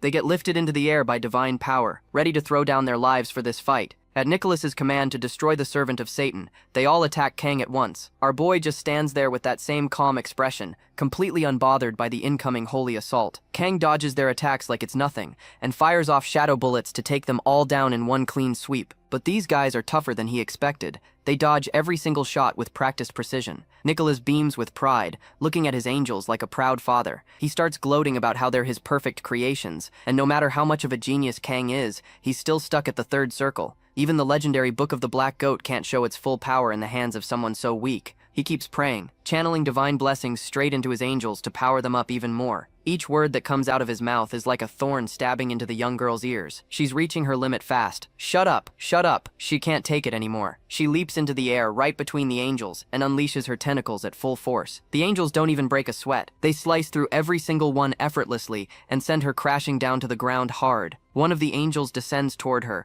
ready to deliver the final judgment and end this. But something makes him stop mid-strike. The young girl isn't irritated anymore. She's smiling. In the next moment, the angels start getting consumed from the inside out. It's like poison coursing through their entire bodies, devouring them from within. Purple veins spread across their skin as they scream in pure agony. Nicholas panics immediately, demanding to know what's happening to his precious angels. Even as their bodies are being eaten alive, the angels keep chanting praises to their god right until the very end. The purple veins spread across their entire forms, draining them completely dry until nothing is left but empty husks. The young girl watches with pure excitement in her eyes, savoring the moment she's been waiting for all this time. An evil god that devours the flesh of angels. That's her true nature. And the one who summoned her, the young master of the Noir Tower, is no ordinary 11-year-old kid. Nicholas finally realizes what he's dealing with. Kang isn't just some prodigy from a ducal house or the Empire's greatest genius. He's something far more terrifying than that. A child of the devil himself. Knowing he has absolutely zero chance of survival, Nicholas drops to his knees at Kang's feet. Kang looks down at him with that same calm expression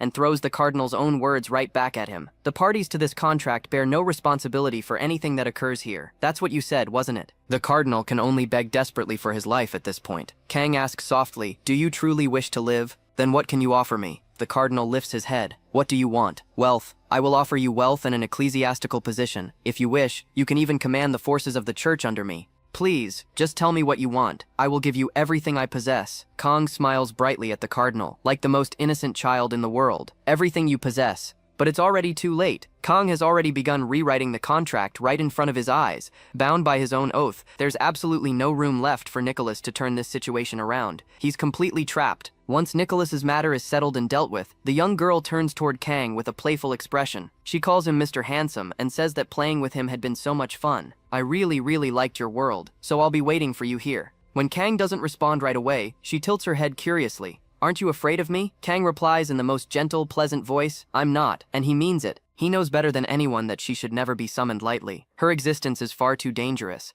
a power he can't fully control yet. When she asks if they can play like this again someday, Kang steps closer and answers softly, "Of course, we'll meet again. I promise we'll be able to play together." Satisfied with that sweet promise, she smiles wide and vanishes back into her book. And just like that, the disturbance in hell comes to an end. The eldest son of House Jackson received the acquittal of his sins in the name of Nicholas, as both a grand act of atonement and a bridge of reconciliation between House Jackson and the church. An unprecedented holy ceremony was conducted for all to witness. On the road back to the Dacal territory, Kang was no longer some pilgrim hiding his identity behind a cloak. And for that exact reason, no one dared to block the path of the Black Young Master. Not a single soul. Several months have passed since that incident. Uncle Ben instructs Charlotte to begin the demonstration. She acknowledges the order with a nod and closes her eyes in deep concentration. Within just a few moments, the sword she's wielding begins to glow bright, coated in a visible aura. After holding it for a few seconds, she opens her eyes and says calmly, "That will be all." The surrounding soldiers erupt into immediate praise and congratulations all around her. Uncle Ben exclaims proudly like a teacher watching his star student, "Incredible, young lady, to think you've already reached such a completed realm of the aura blade at your age." That's when Kang appears right behind him and speaks in a firm, authoritative tone that cuts through the celebration. "Charlotte of House Orhart," he declares clearly for everyone to hear. "I, Kang of House Jackson, now ask you, will you, for your lord, for your house's honor, and for all that you are sworn to protect, swear loyalty as my knight?" Charlotte doesn't hesitate for even a second. She drives the tip of her sword into the ground and drops to one knee in perfect form. One hand grips the sword firmly, while the other rests over her heart. She swears her loyalty right then and there. Kang places his sword on Charlotte's shoulder. "Do you swear to protect the weak and punish evil without being selfish?" Charlotte doesn't lift her head. I swear, in the name of Jackson, Kang makes it official. I hereby appoint Dame Charlotte as my knight. Just like that, she's in. After the oath ceremony, Kang and Charlotte walk side by side. Kang turns to her and asks if she's truly certain about this decision. Charlotte answers without hesitation. Yes, I like the sword of House Jackson, because that sword is what made you who you are today. Kang can't help but smile at Charlotte's answer. This girl just chose the heavy greatsword of House Jackson over a light rapier. By her own choice. That kind of adjustment is brutal for most people, but she pulled it off like it was nothing. Kang realizes he messed up. He completely underestimated Charlotte's talent. Time to make up for that mistake. He tells her about the intelligence reports coming in. A massive orc warband is gathering beyond the Demon King's territory. And get this, the orc war boss himself is leading them. This isn't some random raid. Jackson is about to mobilize his entire force and call in every northern lord he can find. Kang will be marching with them. But here's the real kicker. He wants Charlotte right there by his side, as his personal knight. Charlotte goes quiet, just for a moment. Then she drops her answer with zero hesitation. Her blade will be wielded for him alone. That's it. That's the vow. Meanwhile, Jackson gathers his delegates for an emergency conference. The reports are in. A massive orc warband is moving south from the Dark Land, straight out of the Demon King's old territory. One of the delegates asks the obvious question. Is this another barbarian invasion starting up again? Jackson doesn't sugarcoat it. Most likely. Now here's what most people don't understand. When the hero Misato teamed up with the Empire and killed the Demon King, everyone thought that was the end. Peace at last. Wrong. The demon races didn't just vanish. They fled south from the barren Dark Land because they had no other choice. They needed to survive. Those migrations, that chaos. History would later call it the barbarian invasions. And it's happening again. Jackson keeps going. Orders have been issued to summon the Northern Lords, the Northern Magic Tower, and every single subordinate knightly order under their banner. This battlefield is going to be on a scale nobody has seen before. Then he turns to Kang, who's sitting right there at the conference, and tells him it's time to learn how to actually use necromancy on a battlefield.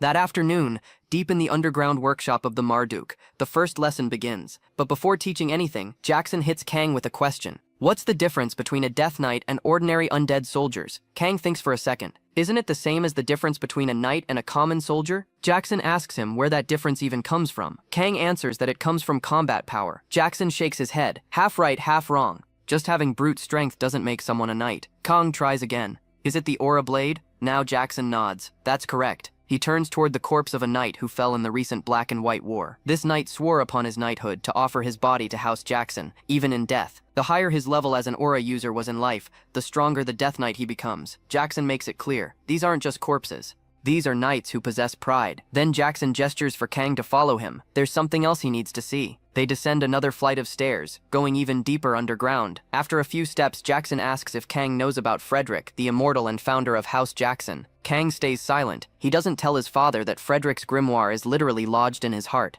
Instead, he just says he only knows what he read in books and what his father told him. Jackson nods. Frederick was a monster in pursuit of truth. He never hesitated to sacrifice even his own daughter. Then his tone gets serious. What I'm about to show you is what Frederick once pursued, and what House Jackson still owes to this day. The darkness of old age. At the base of the stairs is an archway hidden behind a thin veil of magic. Jackson and Kang pass through it. Only those with true Jackson blood can enter. What Kang sees on the other side makes his jaw drop. Hundreds of dead soldiers standing in absolute stillness, all of them arranged in perfect formation. Kang asks quietly, "What is all this?" Jackson explains. It's a method of operating the dead without needing a continuous mana supply. The immortal Frederick achieved this massive breakthrough long ago. Since then, every head of House Jackson has cultivated an army of death known as the Death Order. Jackson continued the immortal Frederick's will as well. For some reason, this revelation fills Kang with intense disgust. Everything suddenly clicks into place. The reason House Jackson completely cut itself off from the outside world. The reason the Marduk, despite wielding dark power, pushes morality so hard. It was all to keep the Death Order safely under control. The realization makes his stomach churn. Hypocrisy, filth, it makes him want to vomit. Jackson stretches out his arm toward the Death Order. This is our darkness, and this darkness is also the shield that protects us. Then he asks the question, Kang, are you prepared to accept it? Kang's mind is in complete turmoil. But outwardly, he places a hand over his heart and answers calmly. He was prepared from the beginning. Kang of Jackson will accept it willingly, no matter how impure or evil the power might be. He believes that beneath the shell of being a beautiful son, he's a hypocrite too. One who grows stronger for the sake of revenge. Under his father's guidance, Kang begins practicing necromancy with the Death Order. He commands the soldiers to fight one another, honing his control. Jackson watches closely, impressed by Kang's extraordinary concentration and refined mana control. Kang turns back and says it's only because he's learning from the best teacher. Still, he admits he can't yet control Death Knights without a mana supply the way the Death Order functions. Jackson nods. It's too early for that. What he'll teach Kang now is how to use necromancy on an actual battlefield. Focus your training on the coming battle. With that, Jackson summons the corpses of goblins and orders them to attack the Death Order. Kang doesn't waste a second. With absolute precision, he takes control of the Death Order and makes them slaughter every single goblin corpse Jackson threw at them. Jackson watches this and his jaw nearly hits the floor. Most necromancers can't fight worth a damn in real life, so their undead are complete trash in combat. But Kang? The swordsmanship he's channeling through literal dead bodies is better than the living Raven Knights. Jackson thinks to himself, what the hell kind of talent is this kid hiding? Sophia is asking herself the same question. She's been watching Kang train in the snow, and something about him just doesn't sit right. That day, he acted like some innocent child who didn't know a thing, but she saw through it with the world of Kang, that bone-chilling coldness, that darkness lurking underneath. And something else, desire. The kind of desperate longing only a man starved for affection would have. After watching him train for a while, Sophia tells him his water magic control has gotten way better. Kang gives the textbook answer. He promised his father he'd become a son to be proud of. Sophia says that's admirable, but Kang doesn't crack a smile or joke around like he normally does. He just stands there looking troubled. Sophia notices immediately and asks what's wrong. Kang lets out a soft sigh and gives her this weak smile. Then he drops the question, teacher, even if you see my ugly side, will you still like me? Sophia wasn't expecting that. Kang clarifies before she can respond. One day he'll have to accept the dark side of his family, and he's terrified she'll be disappointed in him. Sophia doesn't say anything at first. She just lifts his face gently with her hands. Kang looks confused as hell. She stares into his eyes, and the emotion there is so heavy she doesn't need words. Finally she speaks. Elves live for a long time. Even when Kang becomes a full-grown man, she'll still look exactly like this. As she says it, she realizes something that catches her off guard. Why do I even care this much about this kid? When news spread that the Black Young Master crushed his enemies at the Black and White turning point and left 0 survivors, the Empire went wild. They praised his talent and whispered about how terrifying he was becoming. The God of Massacre, they called him. Sophia heard all of it. Kang has the kind of talent that moves history itself, but every time she thinks about it, her chest tightens. She doesn't want this child walking a path drenched in blood, so she makes up her mind right there. She'll stay by his side until he figures out his true feelings. And when that day comes, she won't be his teacher anymore. She'll just be a woman. That's why you're not alone, she tells him. Then she turns around like nothing happened and says it's time to start the lesson. Kang just runs up and hugs her like his life depends on it. Thank you. I really like you, Sophia, so please wait for me. The kid is pouring his heart out, letting himself feel warm for once, instead of carrying around that freezing chest full of revenge and loneliness. It's a childhood promise he'll cling to like a lifeline. Fast forward a bit, and the Northern Lords are all gathering at Jackson's place because of the whole barbarian invasion situation. Jackson sends out the summons, and every small-time and mid-tier lord scrambles to show up. And of course, half these nobles are just here to kiss ass and get noticed by Jackson. They won't shut up about their kids. My son did this, my daughter did that. It's like a bragging competition nobody asked for. There's literally a war coming, but these people still can't skip their little networking sessions. For a great lord, collecting loyal minions and puffing up your faction is just part of the job.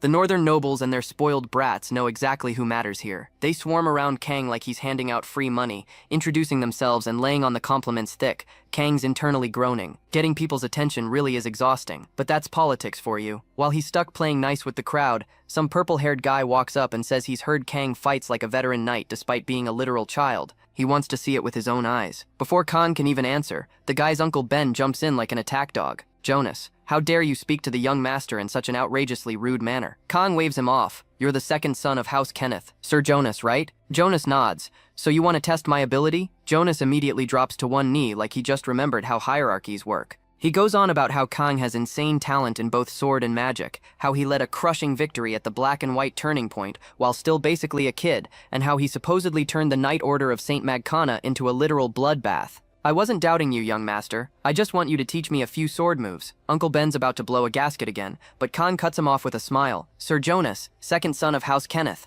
I heard you commanded a mercenary unit of 100 men. You became a wandering knight and built that whole unit from nothing. Kang connects the dots instantly. Second son of a baron?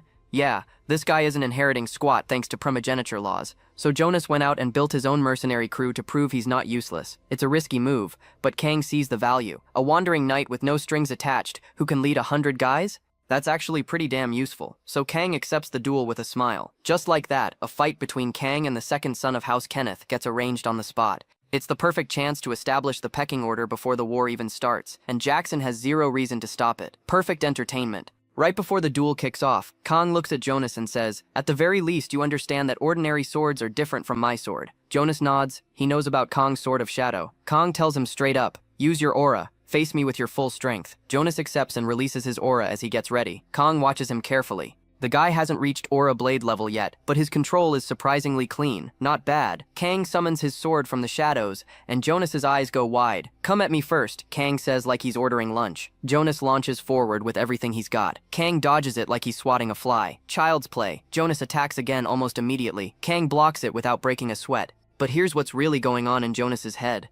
He thinks Kang was born with everything handed to him on a silver platter. He wants to prove that someone with nothing can still beat someone who has it all. Classic underdog delusion. Jonas spots what he thinks is an opening and lunges for it. But was it really an opening? Or just his own blind confidence showing him what he wanted to see? He figures it out real quick when his sword cuts through nothing but air. Before he can even react, an attack comes from beneath him, and he barely dodges it. Shock plasters itself across Jonas's face as shadows under his feet erupt into spikes, and they just keep sprouting farther back with every step he takes. Then Kang releases all the spikes at once. Jonas manages to dodge every single one. Kang gives him credit. His movements are solid, skills worthy of a mercenary captain. At this level, Jonas is a fitting opponent, someone who can actually make Kang look good. Kang conjures his dark magic and calmly tells Jonas to come at him again. Oh, and he's not moving from that spot. Jonas starts getting flustered. Kang's unwavering confidence and casual tone are getting under his skin. He raises his sword high and shouts for Kang not to underestimate him. Kang blocks the attack, effortlessly, again. The crowd watching this is in complete awe, not just of Kang's strength, but his composure. The kid is treating this duel like a tutorial level. Jonas retreats from his failed strike and challenges Kang to dodge the next attack if he can. But before he can even execute whatever plan he's cooking up,